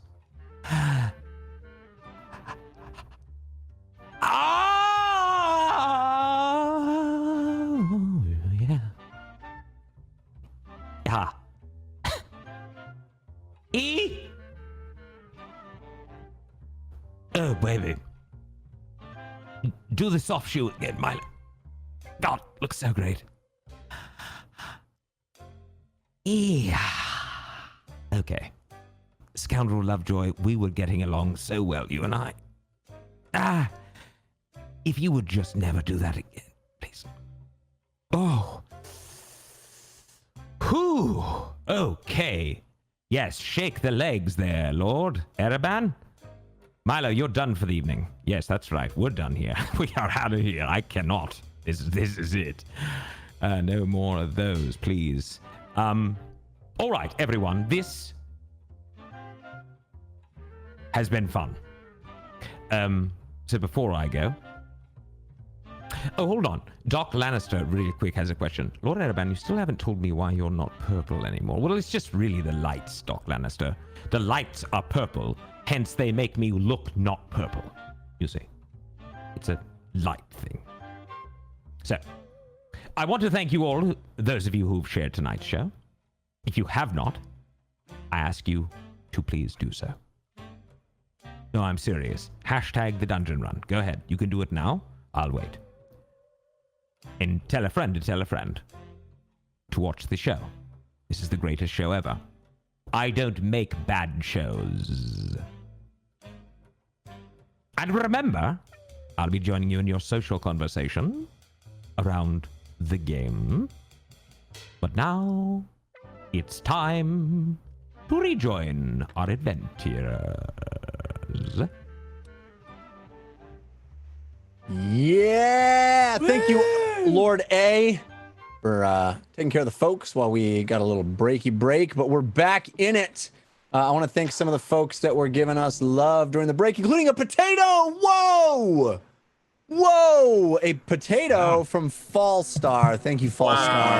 Thank you, Fallstar. Those potatoes are amazing. Potato! Unbelievable. Thank you for that. It is huge. And we do have love from folks as well. Some balloons. Dude the Man. La Cosa Nostra. Dyson Capes. Peony Brace Girdle? I'm sure I got that wrong. Uggo Smash. Love for the cat and Shothragot. Hey. Daggeron Stonewolf. Lily Dumblestuck fan. And lots of others. Thank you very much for all of that. Team Force of Good, absolutely crushing this week. 87% to just 13% Team Force of Evil. I don't know what to make of that. Team Force of Evil has been dominant week after week, and now all of a sudden, Team Force of Good showing up. Showing up. So Does thank this you feel all. like a trap? It's a trap. They're lying in We'll see. wait. Feels like Force of Evil is up to something, and I'm suspicious.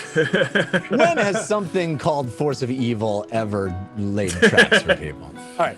So let us return to the map room, and figure out the rest of the way down. So we ended after Whitebeard had collapsed as the platform underneath him crumbled. So that brings us to the top of the round. Uggo. Yeah, we can stay down here, map room. Thank you. I appreciate it. We can check in on Whitebeard, who fell. He's laying prone, but we are now up to Uggo. Uggo looks around. So, maybe it's not clear, but are we staying or are we going in the water down there? We should wait here until James and Whitebeard catch up. Well, Something aren't could they going to happen to run them. into the things that are up there? Yes. So it's better to Shouldn't stay we go back close. up there and kill those things before they kill James and Whitebeard? Well, they haven't Now that touched we're- yet. Now that we're healed, probably. All right, one at a time. They haven't attached yet. But they will when they sense either a Whitebeard or James, especially the one that was on the ceiling that appeared right before you Is walked there away. a way for us to position ourselves so we can see them? I'm gonna climb back up there, and I'll go. Starts climbing back up to the. I guess I'm going. Second. Oh no! Before he does that, he makes sure that Lily gets. Bye, guys. That's right. Lily was on your back. Hostage. Sorry, you stay here. Are you sure, Uggo? You're not healthy. I was gonna say you're not well, but that's but James is my guy, so I gotta make sure he's fine. We should all go. Well, we just came down from there. I know. I brought everybody down here to be safe. I know. Well, I'm going back up there. You can follow me if you want. And Uggo starts climbing back up to the top there. All to right, the second platform that he can reach. Okay, so just you're just free climbing, right? Because you guys don't have the rope. Yeah. So just give me a athletics check. You have advantage from Lumbee Bronze Arm. Thank you, Lumbee. like Oh, that's a nat 20. That's fun. Nice. Hey, Uggo, you spring to the top of the second platform there, getting up, putting a foot on that first platform and pushing yourself all the way up, using your full orcish strength to get up there. There's still a few of those eggs and this enormous illusion of a dragon above your head, breathing and pulsating and just sort of flapping its wings menacingly. Keep calm. It's not real. It's not real. All hell Candle Queen. Okay. That's your turn, right, Uggo? Yeah, that's me. All right, so you don't hear any movement or scurrying on the bad guy's turns. There is an enormous dragon that seems to be intimidating everyone around it right now. So James, it is your turn. Great. So that rope is still hanging down, just not all the way down to. Well, I mean, if it is a 50-foot rope and we are kind of moving it, yeah. Yep. So, all right, I will use the rope to climb down to join Whitebeard with my movement. All right, so you have advantage on a athletics check to get down. Yes. Yeah, that's an 18. Yep. So you scurry down. You see Whitebeard sort of on his back, looking up to you. There's stone and rock rubble all around from where that platform collapsed under his weight, and he's grumbling and looking at his scrapes that he got from the fall. You are right, though. Yes. I'm fine. All right. Not my first time in a cave. Great. I'm looking around. Do I see those eggs behind me? You do. Oh gosh. Okay. Those don't look Can I hear them now? friendly. How far is the distance? I'm just on a. Yeah, I think I'm just a Map platform room. below, right? If you're one platform below that, there's rushing water. Oh yeah, immediately to their left. Yeah. Yeah, you could probably hear them talking. Certainly, you hear. You may not be able to pick out every word, but you can certainly hear them talking. James, the dragon isn't real. Yes, I know. I created it. Okay, well, I just wanted you to know Thank you. that both it's not real and that I'm right here. I'm glad you're okay. I'm sorry I dropped you. Yeah, we can talk about that later. I don't forgive you yet. Okay. Great. All right. Yeah, I'm kind of like, I haven't seen what comes out of those eggs yet, but they're probably enough to make me nervous. So I'm going to use my action to bring the dragon up. Okay. And sort of bring it up somewhat closer to us. And like, if they hatch, it'll be the first thing they see. I love it. There's this enormous dragon floating in the air right above you. You see Whitebeard look at it with a side eye, and he goes, "That thing looks pretty impressive. Thank you. Really real." Well, that's my first, so I appreciate it. All right, Always that's my remember your turn. first. I think that's exactly what that saying was about. Yes. You'll always remember your first illusory dragon. That's correct. All right, so that complete your turn, James? Yes. All right, so... Tonight's episode is PG-13. Behemoth, Civ, Lily, are you guys all just sort of waiting and waiting for everybody to get down?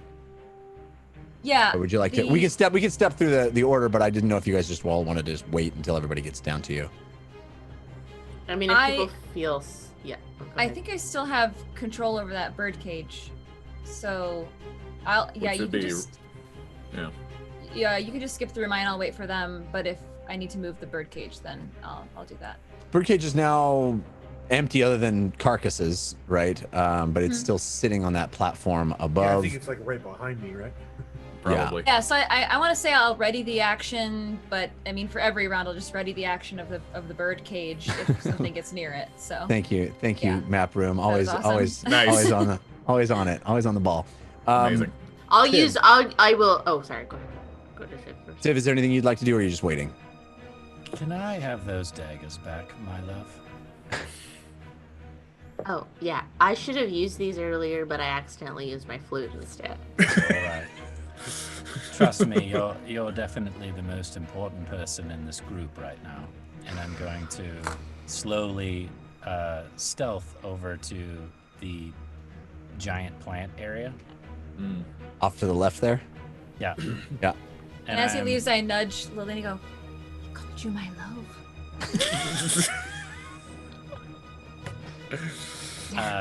And I would like to. The reason why I'm stealthing is because I'm looking up because I know these creatures can crawl along the base of Yes. the Yeah. platforms. Yeah. I'm looking for the one that was threatening us before that got scared off by the dragon. Yeah. I mean, you can roll me a stealth check. You have advantage from Red Robin, countered by Fail Waffle. I'm expecting lots of counters from Fail Waffle, by the way. Stealth is still a 24. Yeah, you quietly move along that side, and you see no sign of that creature that you had spotted above you before. This enormous dragon seems to have Scared it off. forced these things into their hidey holes, wherever that may be, wherever they scurried out from. They seem to have scurried back in. Okay, then I'm just perceiving and looking for threats. So, eggs that are about to hatch, creatures that are crawling around, if these plants suddenly turn and attack us, anything that could possibly be aggressive. I mean, you can roll investigation or perception if you like, or you can sort of just wait. You have advantage from Funky G Macman, countered by Fail Waffle via Grim Faded. Okay. I will, yeah, whatever, I'll roll. Perception or investigation? you Whatever said? you'd like to do. I mean, if you're investigating the plant or you're trying to look farther up, that's your option. I don't think I would investigate something specifically. It's more looking around to see if there's anything that Sure. looks like a threat. Then I would say So- perception. Okay. Not good. 7. Yeah, you don't notice anything in particular, but there's a lot of ground to cover, and it's there's a lot of nooks and crannies in all of these rock outcroppings, so you can't be 100% certain that Okay. you're safe. Okay, then I'm gonna continue to stealth and do that. All right, we're up to Lily. So, are you stealthing that I wouldn't be able to see you? I don't think so. I think No, if you knew where he came from, so he's hiding and being sneaky. But I it's think not as like you left because I was gonna heal you more. I'm like, oh. I mean, you could walk right up to him. It's not like he disappears. It's that Right. you watched him walk away, and then you watched him be very quiet and careful where he moved. Okay, so I'm gonna stealth up behind him. You want to roll stealth? You've got advantage from Scully as my homegirl. Ooh, I have an advantage? Yes, you do. Okay, this is a really great time to use it. Okay. Look at how cool those plants look. I know, know, it looks beautiful. super cool. That's what I was only- assuming they were going to So attack No, I'm just us. kidding. Right. Scully, thank you so much. I got a 12. All right, so you move carefully. You scrape a little bit against the rock, and some of the rubble falls and goes tick tick tick on the ground, and causes a little bit more noise than you would have hoped. But you make your way over to Civ, and he looks back behind you, having heard you he approach. notices me. Yes. And then I'll heal. I'll do cure wounds on him. So I'm sorry. I was trying to keep quiet, but I wanted to heal you a little bit more when we had time. No, I appreciate that. It's just that I know there's more of those crawling creatures out there, especially along the ceilings or ridges of these stone platforms. Ugh, I don't like them. Get closer to the wall. Closer to the wall? Closer to the wall. Okay. I'll hug the wall. I heal Civ 8 points. I'm gonna start wanting to use the map room for dialogue scenes because I just love like looking at you guys talking to each other and you're in the shadow of a giant flower. You know. It's, Great. Now the map room's never gonna have a break, Jeff. no more breaks for the map room. So you heal. You reach out and touch Civ. Civ, you feel vitality return to you. And does that complete your turn, Lily? Yeah. Okay. We're back up to Whitebeard, who continues. He pulls himself up, uses half of his movement to get up, brushes himself off, and he goes, "We gotta get to the bottom of this cavern." And There's go down that Yeah, way. I'm over here. Come to my voice. yeah, he There might be a dragon between me and you, but that's okay. It's not real. He looks straight at the dragon and he pulls himself up, steadies himself, and walks straight up to it, extending his hand and I make pressing it flinch slightly towards him. He winces slightly and then looks around to see if anybody notices, and then he puts his hand through the illusion and reassures himself that it is not real, and then tosses the rope over the side. Ugo, you see the rope come flopping down from above, landing in a heap, the end of it in a heap on the ground in front of you, and you see Whitebeard start to climb down. I'll roll his. You could just drop down. I'll catch you, big boy. So he slides down rather clumsily and looking at even though he's pressed his hand through this illusion of a dragon, the jaws are still open right above his head, smoke coming from the nostrils of this massive beast. He knows it's not real, but he still looks at it as he clumsily gets to the ground and looks at you, Ugo. Ugo up there and looks at him and goes, "It's pretty impressive. It's not as impressive as you, big boy." You were always my favorite. Oh, You're the number one guy. Yeah. What is happening? All right, He says that to everyone. I'll go. He says that to everyone. Don't believe Yeah, it. but he means it when he says it to me. Actually, he's only ever said it to Ugo, so just so you know. That's true. Ugo, it is your turn. Well, you're my favorite too, so you're the number one guy. Don't you kill him in the future? I'm trying to be nice to him now to make up for what happens in the future. Whitebeard is like, what? What was that? Wait a minute. Wow. Ugo's gonna wait for James. He's gonna hold an action that if James jumps down, he's gonna try to catch him. Okay. Then we are up to James's turn. Excellent. Okay. I will use my movement. Okay, are you sure? Yeah. All right. I trust you.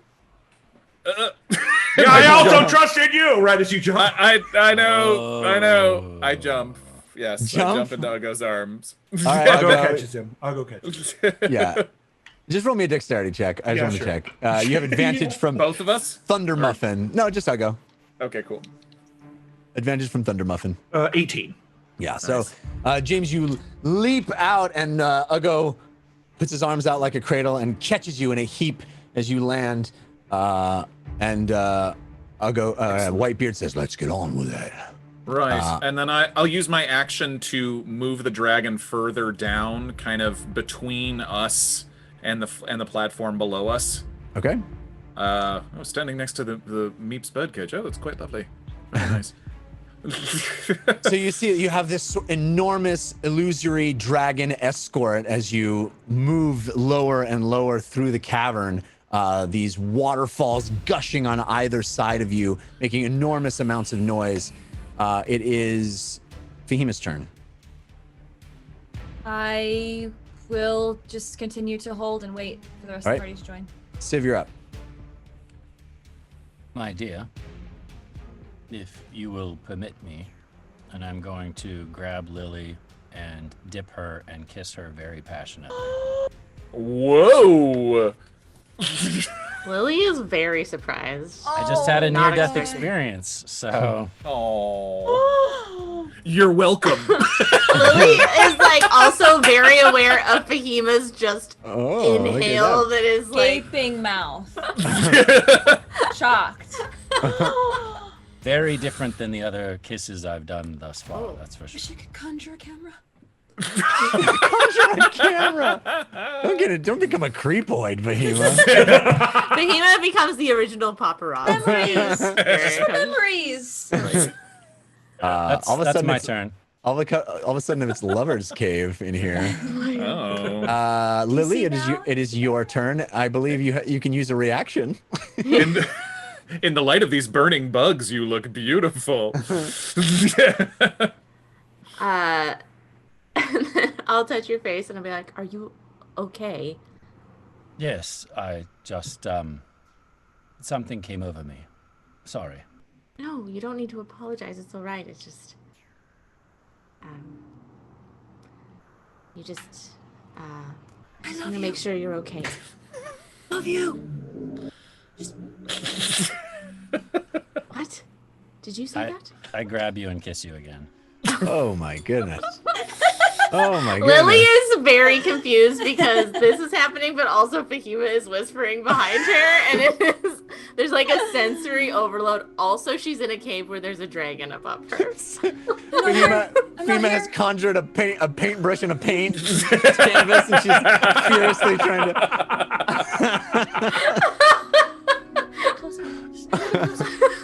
Hold it a little longer. All right, Whitebeard's turn. He's going to continue trying to descend. He's going to go to the right and descend down. He'll have to do one athletics check.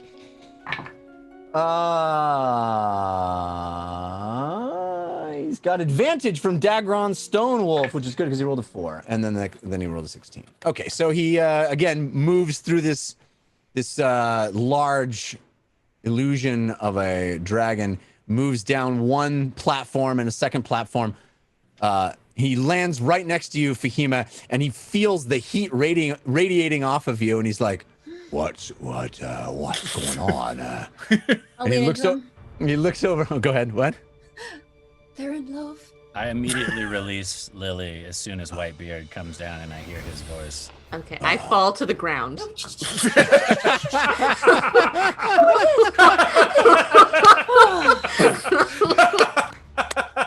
Dad's here. That's great.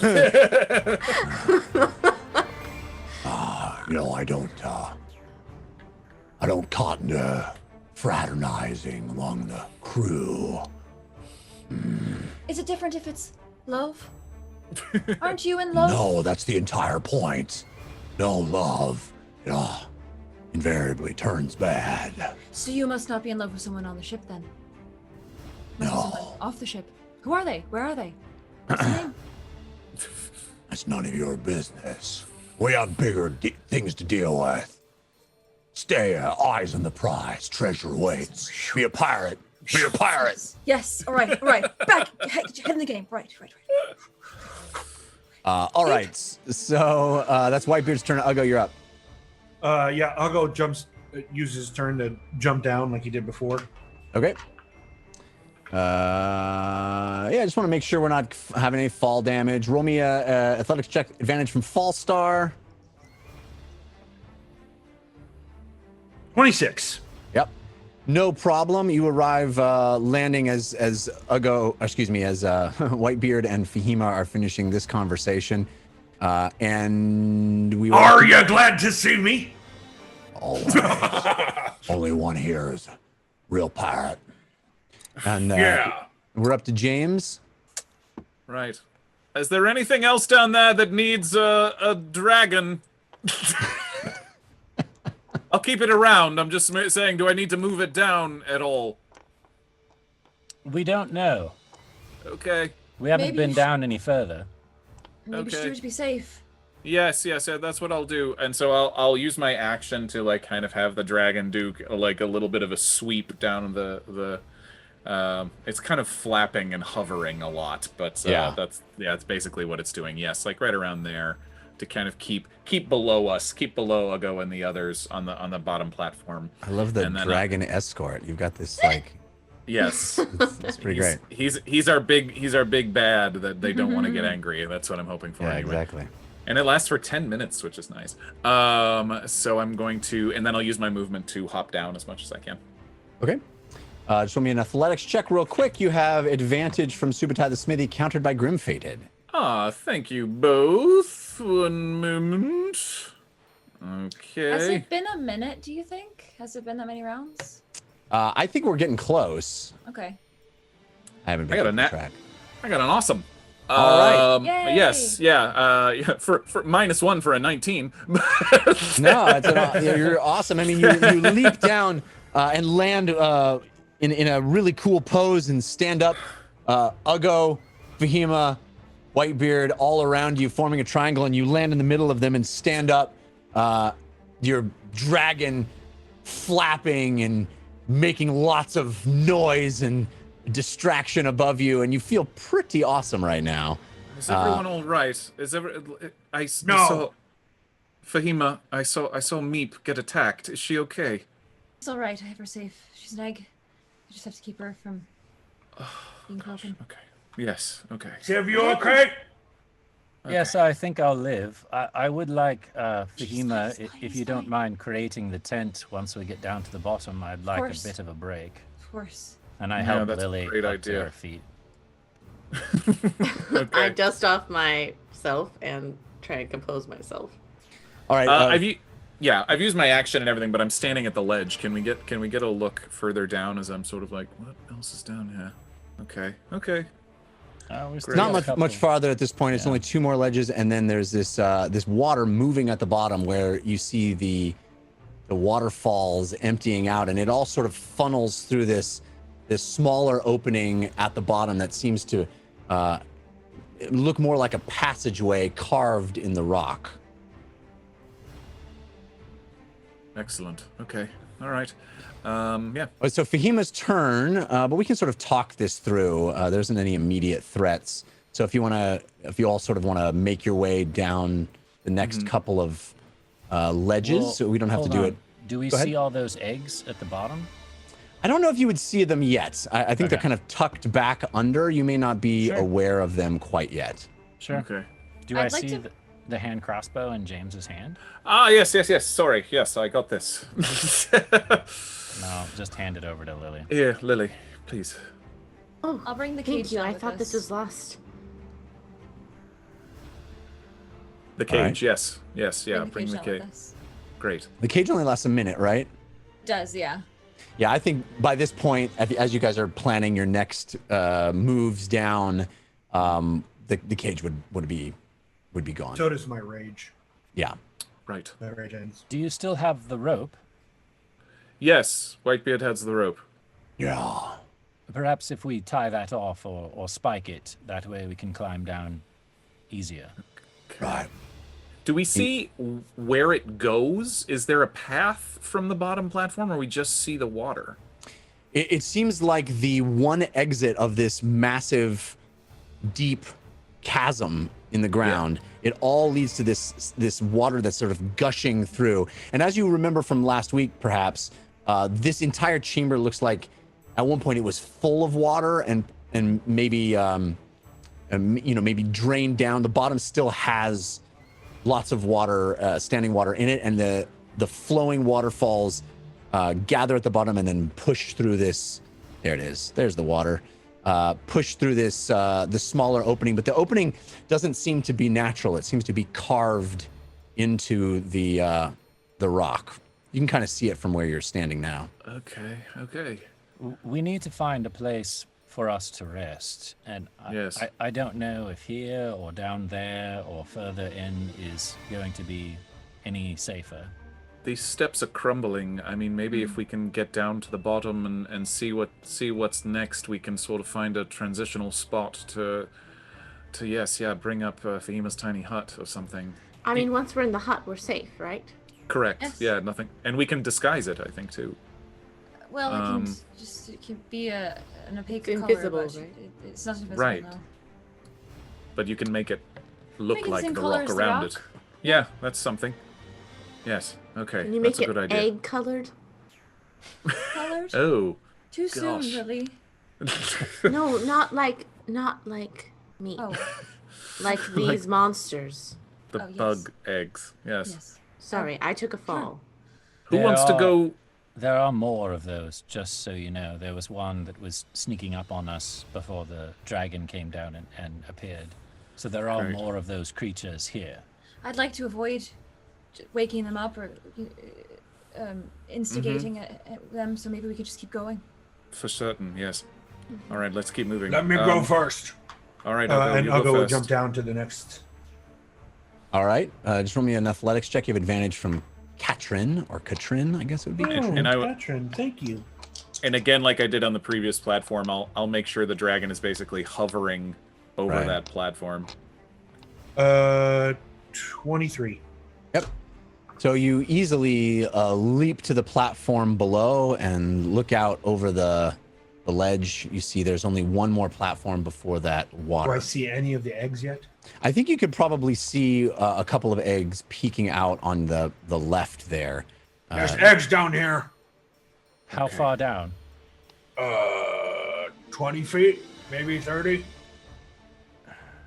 So my idea is that we either burn the whole place out, burn it clean, and then we can camp down there, or, unfortunately, we'll have to deal with these creatures once we come out of the tent. Yes. Well, Fahima, if it's any consolation, we did see plenty of eggs on our way down. So even if we do have to kind of clear a certain area, there are more of these. Okay. Well, we could just make the tent and then take the eggs and eat them. I don't want to do that personally. Why? It seems that You're not hungry? These eggs have been fertilized, so Ooh. I don't think More protein. No. Anyway, I'm not moving sure on. if that's how fertilization works. I'm in favor of the burn 'em all approach, personally. Yes, I think it would be Such a wise waste for of good us food. to clean it out. Yes. Okay. Yes. Okay. You never eat a bug before? Oh, I have. Certainly. Oh, okay. See there. All right. Everyone, keep moving. Come on. I'll All right, so climb down next. everybody roll me just an athletics check. See if you have advantage from the Carson, countered by Fail Waffle via Grim-Fated. Fahima, you have advantage from the Raven Queen. James, you have advantage from Lily Dumblestuck Fan. And Lily, you have advantage from Tuo Mask. Ugo will attempt to help anyone who seems like they're going to fail. So, Well, we all have advantage no matter what because of the rope.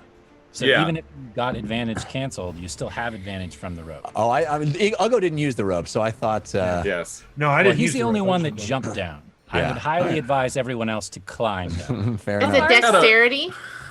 No, it's Athletics. it is a dexterity check. It's no, it'd be strength, athletics. Yes. Athletics? Okay. Yeah. Ooh, I got a dirty 20. I got Nice. a 1 and a 2 on my advantage. Oh, no. All right, so James, you'll Waiting take for that. Ow! you'll take 1d6 of fall damage. You can roll that. Ouch! Oh God, I got a 6.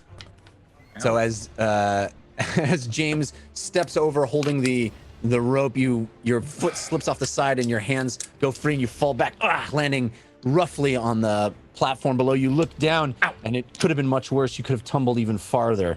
Now that's 3 people you had fall down. Yes, it serves me right, I guess. Concentration for the dragon. Here I go. I do. Warcaster gives me auto advantage. Okay. Yes. Oh! Missed through a die. Yeah. That's 12. Okay. Yeah. Just thank barely. goodness. Thank goodness. Okay. All right. All right. So the dragon remains. Everybody else okay on their rolls? I only got an 11. Is that still good enough? Yeah, you're to- fine. Okay. Yep. Okay. Everybody else makes it down to that platform. There's only one more platform, and even your passive perception at this point, from this vantage point, can see that there are a number of eggs tucked under the little crevice of rock there, tucked in the You ready? I'm going to go down now. beams. Wait. Okay. Wait. What? Fahima. He's going to kill them anyways. Do you mind burning them out? I can do it. I know you I can smash them. but you'll probably, Don't make her kill them. You'll probably take damage in the meantime. At least I won't. It's fine. I won't die and it won't hurt nobody. Okay? I It's can fine. I can blast them from here as well. Oh yes, we'll talk about the various ways we can destroy these eggs. Well, would you why, prefer why don't we let Fahima say what she would prefer to do? That makes sense. I want to do whatever is the most merciful way of killing them. Well, wouldn't you say just the fastest is the best then, right? Right. So your fire is very hot, and they're not even, they presumably don't have feelings yet, so that might be the most humane. I don't know. If I had to choose between dying in a fire and having my head crushed, I would prefer head crushed. Just my opinion. I just want to say I love this shot from the map room. How cool is it? The waterfall landing in the pool at the bottom, the beautiful pink light illuminating the plants, the eggs tucked away into the rock. It's just gorgeous. Good work, map room. Thank you. Amazing. I'll go. Let's leave the ones to the far right over there. I will keep the dragon in wide, clear view, so it's the first thing they see. They don't want to attack anything else. And let's make sure the rest. But we'll have to deal with them once the tent goes away. Unless there's another platform we can get to, the eggs must go. I'm sorry. Well, let's at least. I know you might be right, but you might be right. But let's look. Let's see what there is to see down there, and then yes, and if there is a tunnel or something that we can move forward to. I'm not letting Uggo go down by himself. Yes. I think Agreed. the issue is, James, and I know you've been up there, is that once these come out, there are quite a bit of trouble, and we're not all at full health at this point. Agreed. Right. How about this? I'll cast Dragon's Breath on you, and you can use cold. Freeze him out. Oh, okay. That's a good idea. Yeah, I like that idea. Okay. Okay. So I'll walk up to him and Goatee. pat my cloak where Meep is, and then touch him and cast Dragon's Breath. And 15-foot cone, yeah. Uggo, yes, you feel this power infuse into you. It goes into your lungs, into your very breath itself, into your throat. You feel a chill, and you open your mouth, and that cold aspiration comes out. That cold breath that you can see on a cold day, even though it is not nearly that cold in here. You realize that you have the power to expel a massive amount of frozen ice from your mouth. Feem, I love you. And he climbs down the rope. And I'm right behind him. All right, the two of you climb down the rope and stand there. You see the eggs sort of jostling and pulsating slightly. And Uggo, I'm assuming you just start going? Yeah. Yep. Start breathing. All right. Cold on all these You eggs. take big inhales of breath, and this incredible cone of ice and sleet comes pouring out of your lungs, through your throat, across your lips, and on top of the eggs. You see them freeze in place, ice crystals appearing on the edge of them. You hear the crackle of the ice as it forms, as it hardens the eggs, as if flash freezing them. And you see you pour across your head in a big wide tilt, a swath of cold air casting across this entire large ring of eggs, all clumped on one another, all freezing, hardening in place. Oh, brain freeze! Brain freeze! Oh! Oh, that's very fun, but that hurt. I put my arm around Fahima's shoulder and say, this place will be fine. This ecosystem, they'll be fine. Okay. Well done. Also, Fahima, you saw that they don't have exactly a supportive mother. That's true. They would be growing up as orphans. Yeah. Jeff, how big are these eggs? How big are they? Yeah. They're pretty big. I mean, they're think the movie Aliens. Really, Okay. I mean, not that they're alien, but they are that kind of. They're One of the pretty big. smallest of the frozen ones I can find. I'm just gonna break it off and put it in my pack. I mean, the smallest one of these is probably like a large vase. It's not a small thing at all. That you can huck it, and put it in your pack. Jeff, I'm gonna take the frozen eggs and throw them into the water so they're not on the ledge. All right. As you reach out and touch them, your skin actually burns from the cold. It immediately it feels like touching like dry ice. That feeling Sure. of licking a flagpole or whatever. Your fur sticks to the side, and as you toss them over, you hear them splash and then rush through the opening as the water all sort of is funneled that direction. Do you see anything else down there? Any other tunnel or cavern? Anything? Any way out? I haven't looked yet, but I will as soon as I remove these. I love the map room. I As soon as know. remove Amanda's these doing eggs amazing. and clear the rest of the way. But you can And come down. I'll assist him once I grab the one I want, and I'll help him throw the other. Yeah, one. all of you, Okay. you know, as you pick Yes. these up, you feel how cold and hard they are. They're heavy now, as they seem to have been frozen all the way through, frozen solid. And you toss them over. The rest of you hear these big splashes, even over the sound of the rushing waterfall. You hear these big kerplops and splashes as these large eggs get dumped over the side into the water. You I'll did start keep a climbing couple, down. right? Yeah, I know. Kept a couple? Elgo kept one. I know Yeah, I that. kept one. Okay. Yeah. 'Cause I'll start climbing down the rope then. Take your time. Yes. Be careful! Don't fall! Thank you. You're welcome. All right, all of you get down the rope. Whitebeard follows as well and gets to the bottom just as the last egg gets dumped into this rushing water. And he says, Looks like that's the only passageway forward.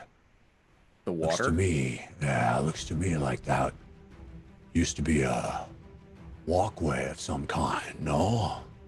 Is it completely underwater? "Not at all. No, it's a opening, and it up about a third of the way with this water rushing through. Oh. Where's the opening? I'm sorry. So Where's it's the it would be behind where the camera is right now. The camera room, the map room is going to show us. Oh, nice. Okay. Oh, So it's down. there's this hole right there on the right hand side of the screen now. Oh, And okay. so you basically the water is moving through there, but there is this tunnel there, and it actually somebody roll me a perception check. Who's got keen eye? I got Go ahead, plus, I got a plus Right. 5. Civ, you have advantage from Artisan And I have a plus 333, but is countered by Fail Waffle via Grim Fated. 15. Yeah, so you can see that this section here really does seem like it was crafted. That it seems like it's a tunnel, very conspicuously a tunnel leading into another chamber or down a long hallway, and it certainly seems to have been built as such. It is not a natural occurring throughway. Right. Everything else appears somewhat natural, but this is carved. Correct. Got it. Wow. Yes, that was certainly built by someone. It's not. Great shot, map room. Yeah. Excellent stuff. Amazing. Yeah. It's not natural. But we're going to rest here anyways, right? I think we should, yeah. And Fahima, I think ritual casting a spell down there in standing water is probably not going to be the thing to do. So here seems you'll like the get all spot. pruny. Right. So here, up on the sledge, as long as we think it won't crumble underneath us. I don't think so. It feels do bouncing. It feels Oh, okay. James, don't do that. Don't do that. I'm sorry. Oh, go! But no, Can I you do think a quick Yeah, jump? not the way to test Yeah, me. sure. No, I'll go jumps and tries to slam down on the rock as hard as possible. I feel like that's not the way we move forward with this. Sorry. Is that not a good way to test how strong something is? Well, No, it didn't crumble, because- so. Oh, If it with all of us crumbles, standing then you here, fall. no. Yeah, but the water's just right there. It would have been fine. That's Okay. Maybe Alright, we so should this- just camp closer to the interior. Yes. So Fahima will start to ritual cast Leoman's tiny hut. All right, so Fahima sits down and starts conjuring, muttering under her breath, doing her physical movements with her hands, and you see the tendrils of this dome start rising from a circle around her and forming over the top as the time ticks by. The rest of you standing inside its circumference as it forms a shelter over the top of your head. How As I feel many people can go into the tiny hut? Yeah. 10. Okay, Yeah. so we're all Great. As I feel the content, the 10 minutes running out on major image, I will. All right, everyone, say goodbye, and bye, buddy. Thanks for the help. Bye. And to the dragon, and then I will send it as far up as I can out of my range, like it's flying out of the tunnel in case any creatures were still watching us. Okay, into the yes. sunset. Yeah. Yes, basically. Yes, and then with a mighty roar, it will fly up and out. And as it dissipate. goes through that last circle where the well that led you in here, you see it disintegrate into nothingness. That's the third dragon I've seen, and I can tell you, it looks like a dragon. That was really incredible. It was Thank really you. good. Really James. good spell. I mean, well, thank you. Yes, it's Maybe next time, just warn us before you cast it. Would you like a sorry, tell, like a symbol on it that's like, hello, I'm fake? You know, That's a good idea. That's a good idea. Trademark of sorts? Civ and Ugo, I'm so sorry. I panicked. I saw Civ. I thought you were about to die. I'm sorry. He almost did. Yes. I know. you know, I know. I think in general we learned a lot about communication in this hole that we're in. Oh yeah, Right. definitely. And Also, you told me not to worry about heights because flight is safe, and then I was not safe. I think Correct. I think for the rest of this time, we all agree that we're not going to split up the party. We're all going to stay very close to one another unless we agree that it's all right for someone to scout ahead Very, or something. very close to your captain. Yes. I And thought as we much had as agreed can- about this a couple of times now. Yes, we did. Sometimes Captain, creatures get in the way. question Yeah. for you, Whitebeard. What are your crew going to do once they get to the city and they realize that we're nowhere to be found? Are they just going to wait up there for us? Well, we sent Eddie back with word of. Yes. So hopefully they'll wait. They're loyal, I believe, even in the short time we've been together. So we should make this quick. Is the plan to spend the night here or spend 8 hours resting in this spot? Yes, I What think a- so. Do we think it's a long rest? Yeah, I think it feels like if we're gonna rest, we might as well be all in, right? that's a good idea. Right. The Well, then reason let's why get some shut-eye and get this done. I want to see where that treasure is. I've got a feeling that dragon never got to it. Okay. All Right. right. I'm gonna Anybody write. want some of this egg? No, Oh, it's very runny. I would like to examine it. no, thank you. Oh, can you examine it after I eat it or before? I mean, honestly, probably before and then after. Well, Oh, I'm going to just say Here, before. you can have it. The thing It's is, for Saying you. as a scientist. Yeah, it's for you. okay, Jeff. I'd like to do an investigation check on this egg and. All right, you Get- have get all the juicy advantage. details. You have advantage from the Raven Queen. Thank you, the Raven Queen. Oh no. Okay, that's good. 17 plus 8. All right, you start looking over this egg, and you study it. You look at its markings. You rotate it in your hand. You listen to, you listen to it. You tap it, and it starts to become clear. Thinking about the creatures that attacked you and that you saw up close that were trapped in your cage, you start to be fairly confident that this is a Kruthic. Rothic. Anybody know what a Kruthic is? Anybody? No. Anybody? An old No, D&D, man. old D&D creature. Nice.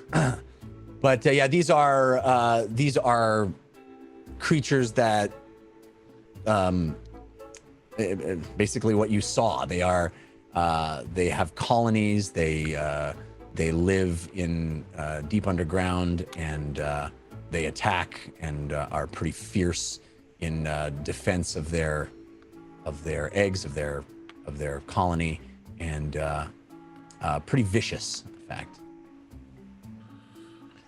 Jeff, I'd like to write a note to Eddie and attach it to a rock, or if I have something on my person, because I'm a sellsword, I don't know what I have on my person, but something that might stick out more than a rock.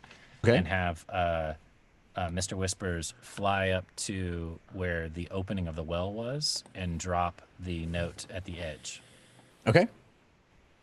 No problem. You can have things can exit and enter the hut at will, right, Fahima? Not Yes. her. but yeah. Right. All of those who were inside of the dome when I cast it. Right. Great. What time of day is it? When we entered, what time of day was it? I think it was fairly early, right? You guys came I feel like early we in got the day. to the city around like midday or late morning, and then so I mean it would probably be like mid-afternoon now or something like that, if anything. Yeah. Because Meep will hatch at the next sunrise. Right. So So I'm after kind of- this long rest, I think that would happen. Okay. Pretty close.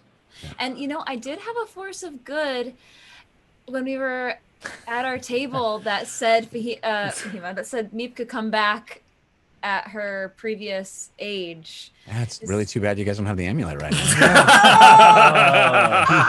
I knew that was coming. Cold. Okay, we're gonna have to kill Meep again when we get back. So she can come back. Got it. No problem. Darn. Okay. All right. All right. So before we go down to bed, we're gonna sleep, and then we'll get up, and we're all gonna stay together. That's Yes. the plan, right? Yes. We're gonna Unless we work all together. agree that it's all right to send somebody ahead to scout. Yes, we are all going to stay together. All right. You see Whitebeard, take off his jacket, his large sort of pirate pea coat, and roll it up and hit it a couple of times. Just put his head down on it, take his hat, his pirate three-corner hat off his head, and put it over the side of his face to block out the light. And he goes, All right. Keep it down. Whitebeard's sleeping. Got it. I'm going to take out a jug of water and try to get the blood out of my fur. You see Civ start rubbing furiously on his fur in various places. Anybody else need to do anything before we go to bed? I feel like, well, I don't know if you'll let me count this, but as while Fahima was conjuring the tiny hut and we were all talking, I'd like to have that count as inspiring leader having happened. Sure. Too. Yeah, absolutely. So then everyone gets an additional 12 hit Wow. points, temporary hit points. Wow. When we come out of the tent, we still have those? Yeah. Sweet. Amazing. Long rest. So you see Lily start humming a tune, even as Whitebeard chastises you and tells you to keep it down. The tune sort of is rousing. It feels inspirational, and you get this sense of being more capable, more that you have more fortitude than you had before, and all of you go to sleep. Not before making eye contact with Lily. Just eye contact. And show her the painting that you made. All right, so It's one of those like flip books where it like goes through the whole process of what happened. It's animated. all right, so I'll remember this forever. all of you sleep. This is not a large shelter. This is small. It's like being in a largish tent. So when one person wakes, everybody basically wakes. And there was this sense of some movement around you in the night. It was not something that felt completely secure. At a certain point, there seemed to be some skittering that happened across and around. Perhaps some creatures looking to see if eggs were still there and finding none. So, but no event during the night of note, and you all wake and feel rested and refreshed, healed, and your spell slots recovered. Shortly after waking up, James would like to start ritual casting Meld into Stone. Okay. It's a spell I don't use very often. Yes, and so that's going to take 11 or 10 minutes, and then it lasts for 8 hours. So Okay. no I remember concentration. you can enter stone, but then you have to exit at the same point you entered. That's correct. I can use my movement to literally walk into a wall of stone. Yeah. I want to thank some folks that have been giving us love. Red Robin, Saber Gamer, Mickey Wolf 19, The Bingle Banshee, Charunga, Scoundrel Lovejoy, The Bingle Banshee again, Mavith, and J-Lo Fett. Thank you all for supporting us and for showing us some love. We appreciate it. The current total, it's just a force of good night. 87% to 13%. Wow. Just dominant for force of good right now. Take it. Amazing. All right, so Whitebeard stands up in the morning, looks down over the side, and he goes, I'm thinking we jump in. Do we know how deep it is? he picks up a rock and throws it over the side, and you hear it kerplunk. That seems deep enough to me. Okay. Can we see into the water? Like, is there any movement or creatures or anything like that? You can roll me a perception check. This is not crystal clear blue water by any stretch of the imagination. You have advantage from fat loot, countered by fail waffle via grim-plated. But it looks clear blue in the map room. That's because map room can't help but be beautiful. Woof. Right. I got a 10, so I don't see much. Yeah, no, you definitely can't tell if there is anything in it, but it certainly does seem to be fairly deep. I'm feeling inspired, and I'll go cannonballs into the water. Okay. All right, he leaps in, and Whitebeard does the same, splashing into the water. The two of you, whoa, yeah, whoa, the two of you cannonball in. Oh man, God, I love you, map room. The two of you cannonball into the chasm, and this is a moving waterway, water pouring from these massive underground waterfalls that is collected at the base of the cavern. It flows at a pretty rapid rate through this space, and as soon as you hit the water, you start moving, and the water is splashing. It's basically a flume. It is a flume that you are riding, a big water slide that you have just jumped into, and you start moving, and immediately you're— Come on down to water slide! Careful! Immediately it's like whoom, right in through this tunnel, and this giant cavern that you are into, this huge ceiling that went up hundreds and hundreds of feet with these rock outcroppings and waterfalls. Now, whoom, you are in a tunnel. This tunnel is much tighter, and there's water flowing all around you. It carries you at high speed down this flume, and you rocket rushing down. Roll me a dexterity check. You have advantage from Katrin. I'm going to roll in for Whitebeard as well. You rolled well. Thank you again, Katrin. 18. 18. All right, so you're moving, and these rocks are going on either side of you.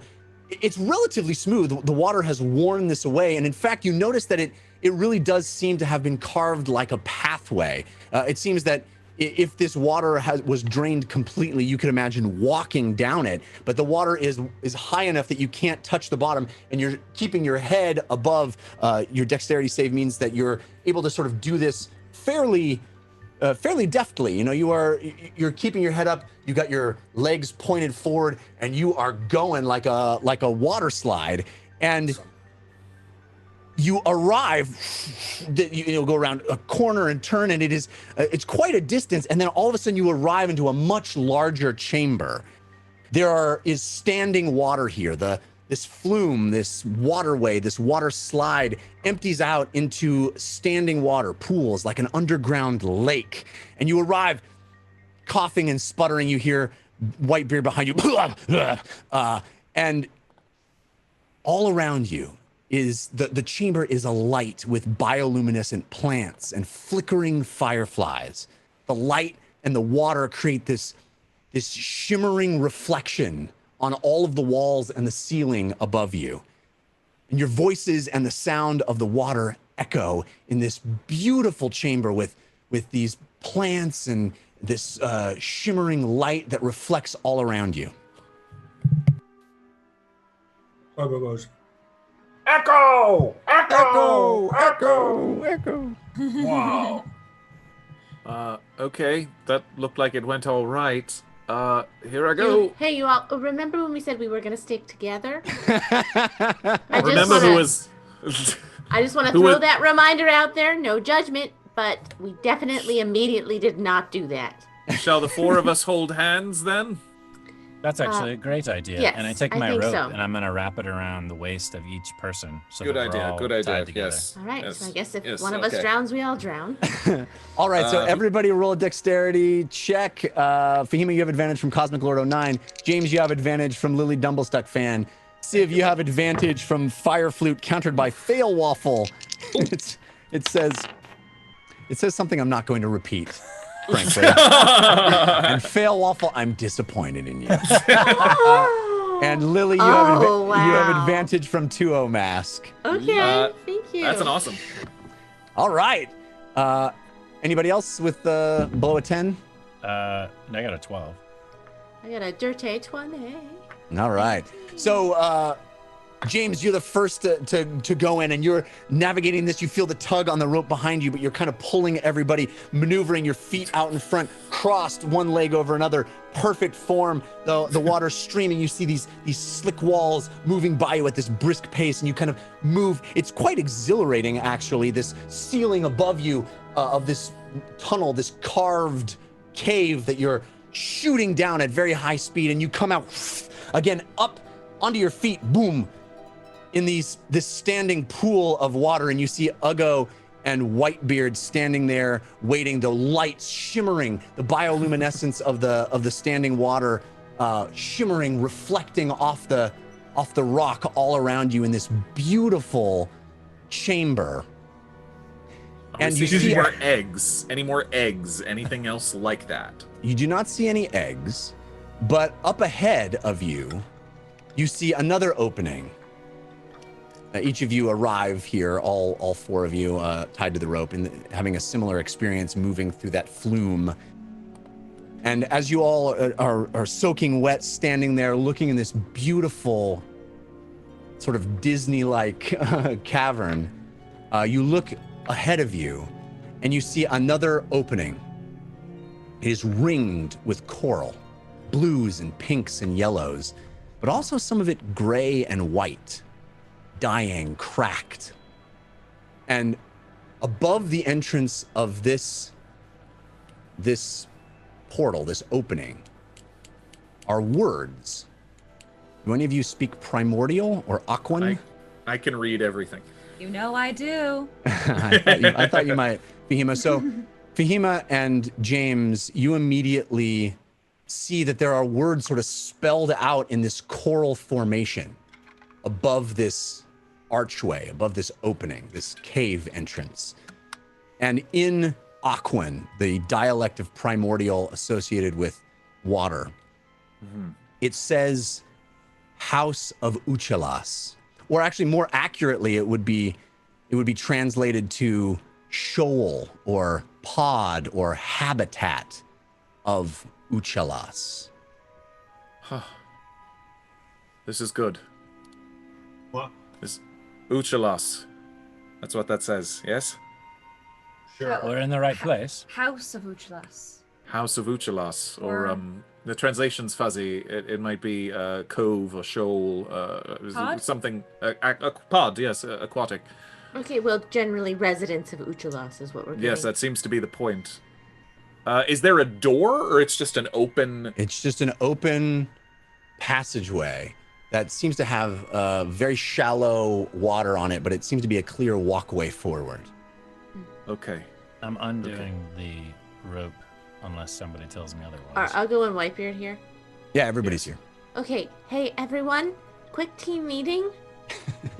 I just want to reiterate I know we did a long rest. We said we're going to stick together and then we all took a nap and maybe had some dreams and forgot, but let's for real try and stick together. Yes. Okay? Yeah, so why didn't you jump in when the captain said jump in? Because we didn't agree on it together. You don't have to agree when the captain says it. Okay. That's your opinion, Whitebeard, but I'm just saying for the sake of this, sometimes we might not all agree so quickly. So it's good to just check in with everyone as a courtesy. Makes sense. Fahima, I know it's hard to tell down here. Has sunrise happened yet? So Jeff, you said that after the hutch, you Yeah. hatch, If you right? guys slept 8 hours, I'll say that sunrise either was immediately after you woke up or shortly thereafter. Okay. So Fahima looks down and her cloak is starting to kind of bulge out, and Meep is hatching once again, and out pops a tiny little baby bird just like we found in the lodestar. Hi. Hi. Say hi to everyone. Oh, I forgot how cute you are. I forgot how cute baby Meep is. Look at her. Everyone look at her. Does she remember? Does she remember? Does she have a memory? She looks does. mildly annoyed. She does, but she retains all of her memories. I'm sorry, all right? I'm sorry. Happy birthday, looks up at Meep. her. She looks up at her wings and her small size, and she looks at you, Fahim, and she goes, Meep. I'm sorry, all right? What? Okay, don't give me that look. Do you want to fly out around and put yourself in danger's way and have fun? Or do you want to stay inside my cloak? That's what I thought. All right? And now, Meep, you get a birthday and a rebirth day. Ah, Yeah. it's a great way of looking at it.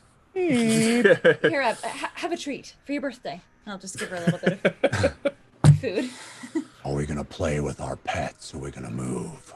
Well, there might not be light in that next adjoining room, so I think it might be smart for us to collect some of these iridescent plants for yourself and James. It's a nice idea. An unusually clever idea from you.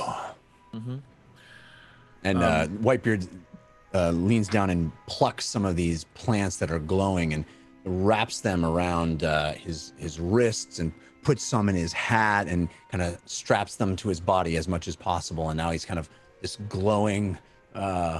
It looks like he's got glow sticks on Halloween. He's like somebody dressed up like a pirate on Halloween and put glow sticks on their costume. That's basically what the you look get. suits you, sir. You look fantastic. See, I Whitebeard, turned to this is a James. great example. It's much harder to lose Whitebeard now because we always know where he is because he has this glow to him. That's a good point. I turn to James and go, "Don't do that. Put them in a sack." Right. Good idea. So yes, I will take a few and put them in my bag. Okay, shall we? This Yes. is what we've been waiting for. Hold on. Are we all ready to go now? Is everybody ready to go? Yes, I Tibbs, are you ready? Are you being patronizing? Yes, I am. Oh, good You know the job. definition of patronizing, so that's impressive in itself. Well, it's been done to me a lot, so. Oh, I'm sorry. All right. Well, team. Let's go. Let's walk on in. Hopefully, we'll be welcomed. All right. So let's you assume we won't be. can you give me a marching order, please? I'll We'll go first, unless I'll go anyone near else it. pushes in front of me. I'll go near the front. I'll go behind Uggo. All right. And then I think Whitebeard would probably be near Uggo as well. Uggo looks to Civ. Civ, are we going to stealth and check things out first, or are we just walking together? Yes, I would assume that they would trap this area if they're trying to protect treasure. So I would take your time, and yes, I would be quiet. Okay. I don't know if we've yes, gotten to it the will. vault yet, though. This feels like the home, as it literally says, the home of Uchalas. So, but I see your point. Okay. I mean, if I wanted to keep intruders out, I would at least post guards. Can you check? Well, isn't that what we just went through? Yeah, I would No, agree. I think those creatures were actually naturally occurring. I don't think they were put there. I don't know about They that. did- But didn't they it? didn't Wasn't there naturally. water in that cave? Yes, once upon a time, which is why Wasn't I'm that be a thinking, natural trap then? Okay. for things that can't breathe water. Yes. Yeah.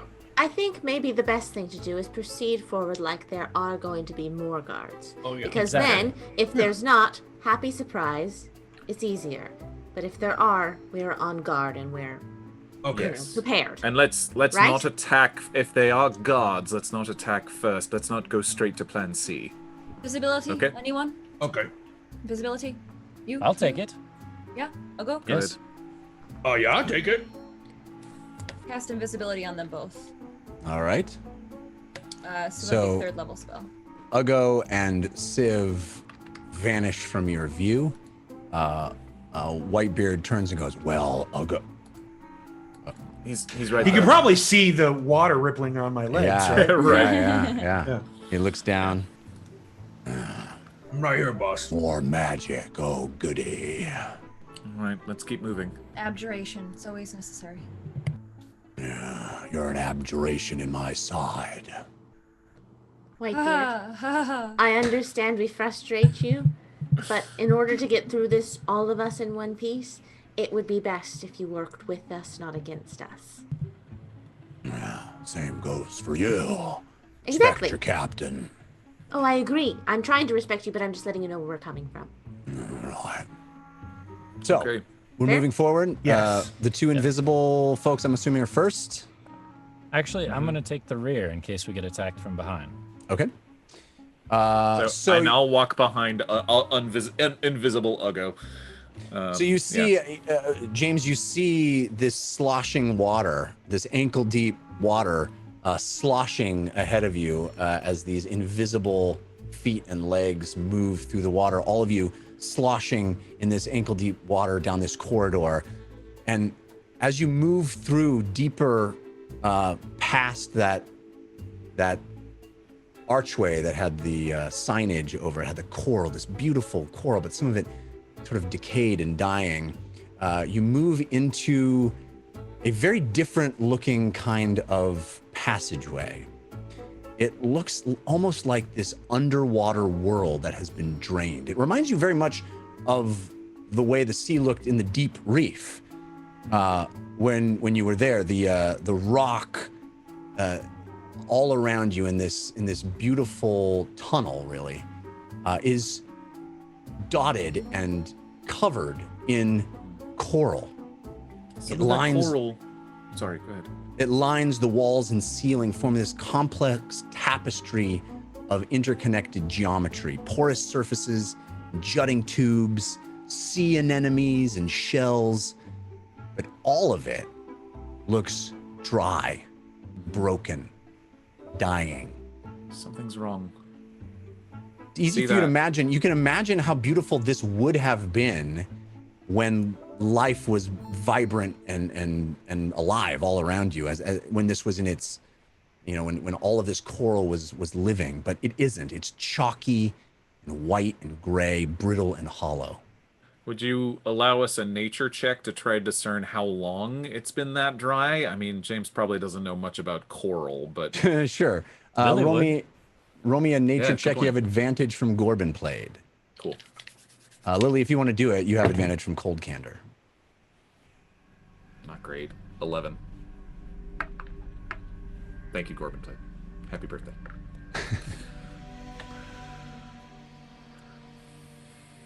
Jeff, I'm not really paying too much. I also got 11. Okay. I'm not paying too much attention to the coral, but I would like to search to see if there's any other trauma, like if anything's been damaged or scraped or signs of a struggle or combat or anything like that. Roll me a perception check. You also, can be looking for signs that you're being followed or there are creatures tailing you in any way. For sure. You have advantage from Uncle CW, countered by Lily Dumblestuck fan. Okay. Jeff, I'd be looking for tracks, but we're in water. So. Exactly. Yeah. So, what? 9. Nothing. 9.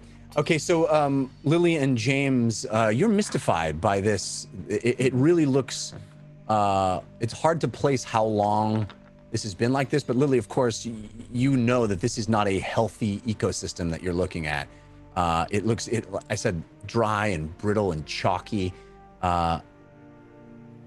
You can imagine what it would have been like. It would have been this gorgeous walk through this vibrant undersea cavern, but now it has a much different feel to it, much different like a tenor. dull coral reef kind of.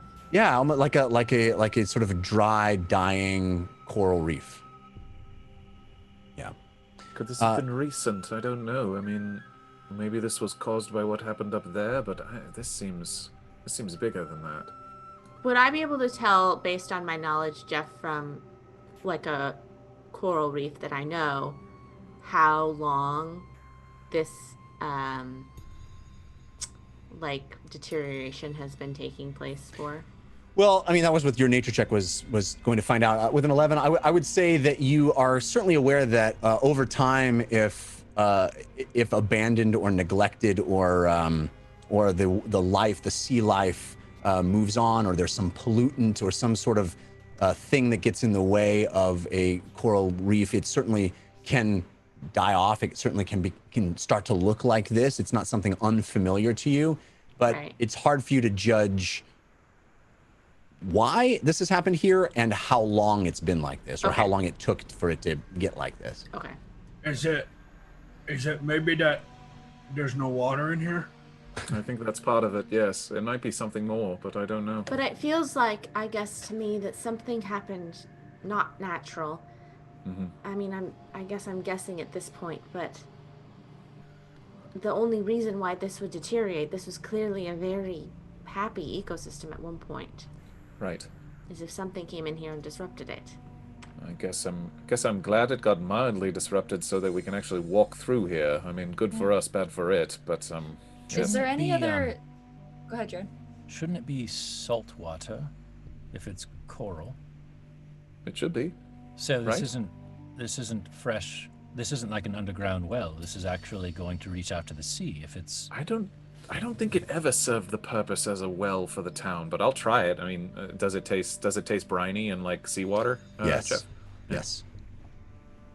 Is there anywhere else to go from here? Straight forward. Keep going. So as you move sloshing through the water, Uggo, out ahead, you definitely see the end of this tight corridor that opens up into a much larger section. Keep your eyes out. We're coming to a bigger cavern. Is the iridescence continuing all throughout? So it's still a little lit? Not nearly as much as that first pool chamber. It is, like I said, it's deader in here. There's not a lot of life. It is the remnants of former coral life. There's still some color here and there, but most of it is grayed and drab. I'll make like Whitebeard. I'll make like Whitebeard and wrap some of the iridescent like seaweed or something, or like around my left wrist or something. Yeah. Casting it forward, sure. Yeah. Maybe I'm being paranoid, but is this place gonna fill with water? Perhaps that would- it could. Also, I think it's a very big place, though. I don't know. Sorry. in general, I think being paranoid is better. But it does seem unlikely since it's been dry for at least a while now. Well, we would have noticed if the tide would raise or lower the water level when we were having our rest. Yes. True. Right, However, Jeff? We would have seen the water Absolutely, level. you did not. You absolutely did not. However, I will say whatever happened in here isn't necessarily natural. Right. True. Right. Is it maybe low tide? I think that wouldn't No explain evidence of everything, though. tides. Yeah, you guys spent 8 hours and a full night in that chamber, and you didn't see any tidal change. Regardless, let's move fast. Let's not tempt fate in case there is anything like that. So come on. All right, so Uggo, you are invisible, and you approach this opening. Everybody's going at the same rate, at the same pace. I just want to be clear what we're doing here. Well, I thought Yeah. the invisibility was because Civ and Uggo were gonna kind of be in the forward checking for traps. So Yeah, I mean, that's Uggo, why I said out loud that everybody's keep an eye out. I'm coming to a bigger So I just want to make so Uggo, you're going to go through this passageway first before anybody else. Okay. Yep. So Uggo, as you move through and you walk out invisible, trying to slosh water as little as possible, you walk into this much wider cavern. It's actually quite large. It's a big living space with multiple levels, coral and seaweed on every surface, inlets and concavities high up on the walls that could easily be habitation space for creatures. It seems clear that if this chamber were full of water, swimming things could make their way between sections by swimming across the wide central area and move into these inlets. It's like an enormous aquarium. But again, everything looks in disrepair. Bits of color remain, but most of it is drab and drained of life. And there's still standing water at your feet. And as you look around this large chamber with coral everywhere, all of it sort of brittle and frail looking, this high, these inlets on multiple levels all around you. Your gaze inevitably comes to the center of the room, where you see, in a thin pool of water, 2 high-backed chairs adorned with shells that are cracked and broken. And sitting in those chairs are 2 figures wearing crowns of coral. And that's where we end tonight. Ah! Alive figures? I Eldritch Blast. No, I'm just kidding. We will find out more next week as we have arrived at the house of Uchalas, at the habitat of Uchalas. Oh, Very fun episode tonight, folks. Well So done. So much fun.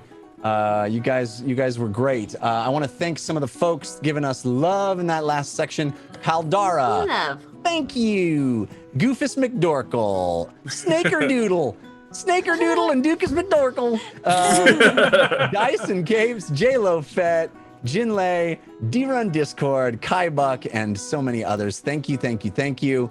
It's not even close this week. Team Force of Good, 88%. wow. Force of Evil, 12%. Wow. Just a massive whooping that happened. I don't know Right. what happened. Team Force of It's a Evil. statement. Team Force of Evil didn't even show up today, but that's all right. They've been dominating the last few weeks. Thank you all for your support. Thank you all for showing us love throughout the show. Thanks for being here and watching. Even if you're at home, not watching us live, watching us on YouTube or listening to us as a podcast, we appreciate you. We're grateful. We are going to be back next week, and we'll see what's next for our intrepid team of adventurers. Until then, humankind, be bold. Yes! Woohoo! Perfecto mundo. Hey, Milo. Real quick. Ah! Wait! The week. T. Oh, wow. Howly, Riza. Oh, that was funny. Well played, my good man. Real well played. Oh, it's like having your tentacles slammed in the door. Ooh. Good gosh. I wanted to say something else, but there's children watching. Okay. Oh. I think I vomited a bit in my mouth. All right, listen, Reza. That's it. Everyone else, please. None of that, okay? Appreciate it. Next week, by all means, throw them down. Go for it.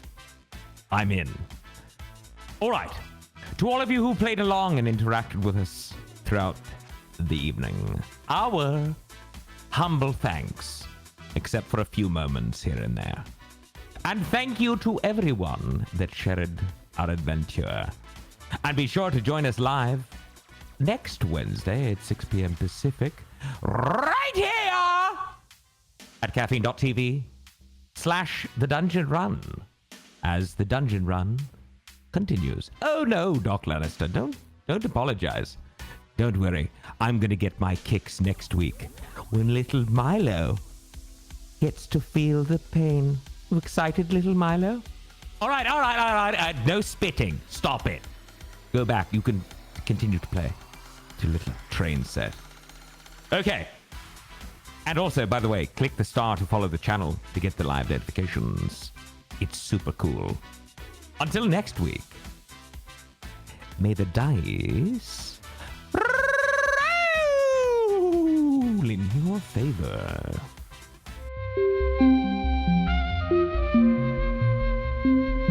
It started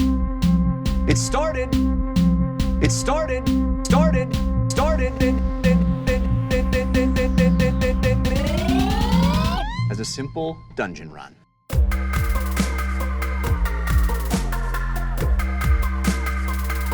As a simple dungeon run.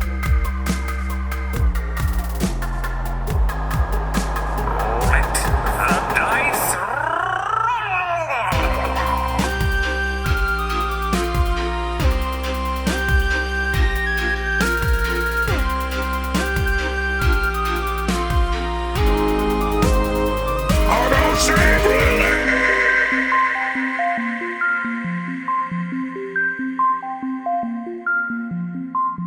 In a world where magic exists, anything is possible.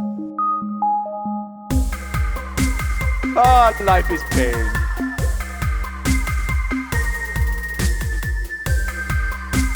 Ah, life is pain. Pain, pain, pain, pain, pain. Meep, I love you. Come back to me. Meep. Meep.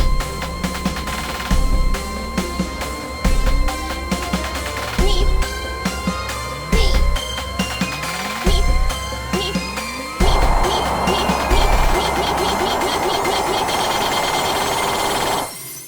Meep.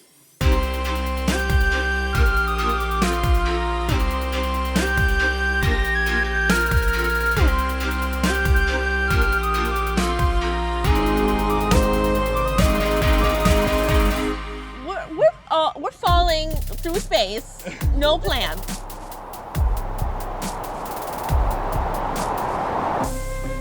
The island of Bingle is safe once again.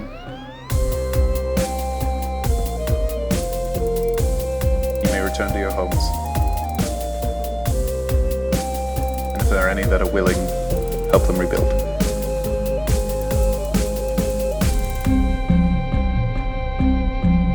Humankind. Be both.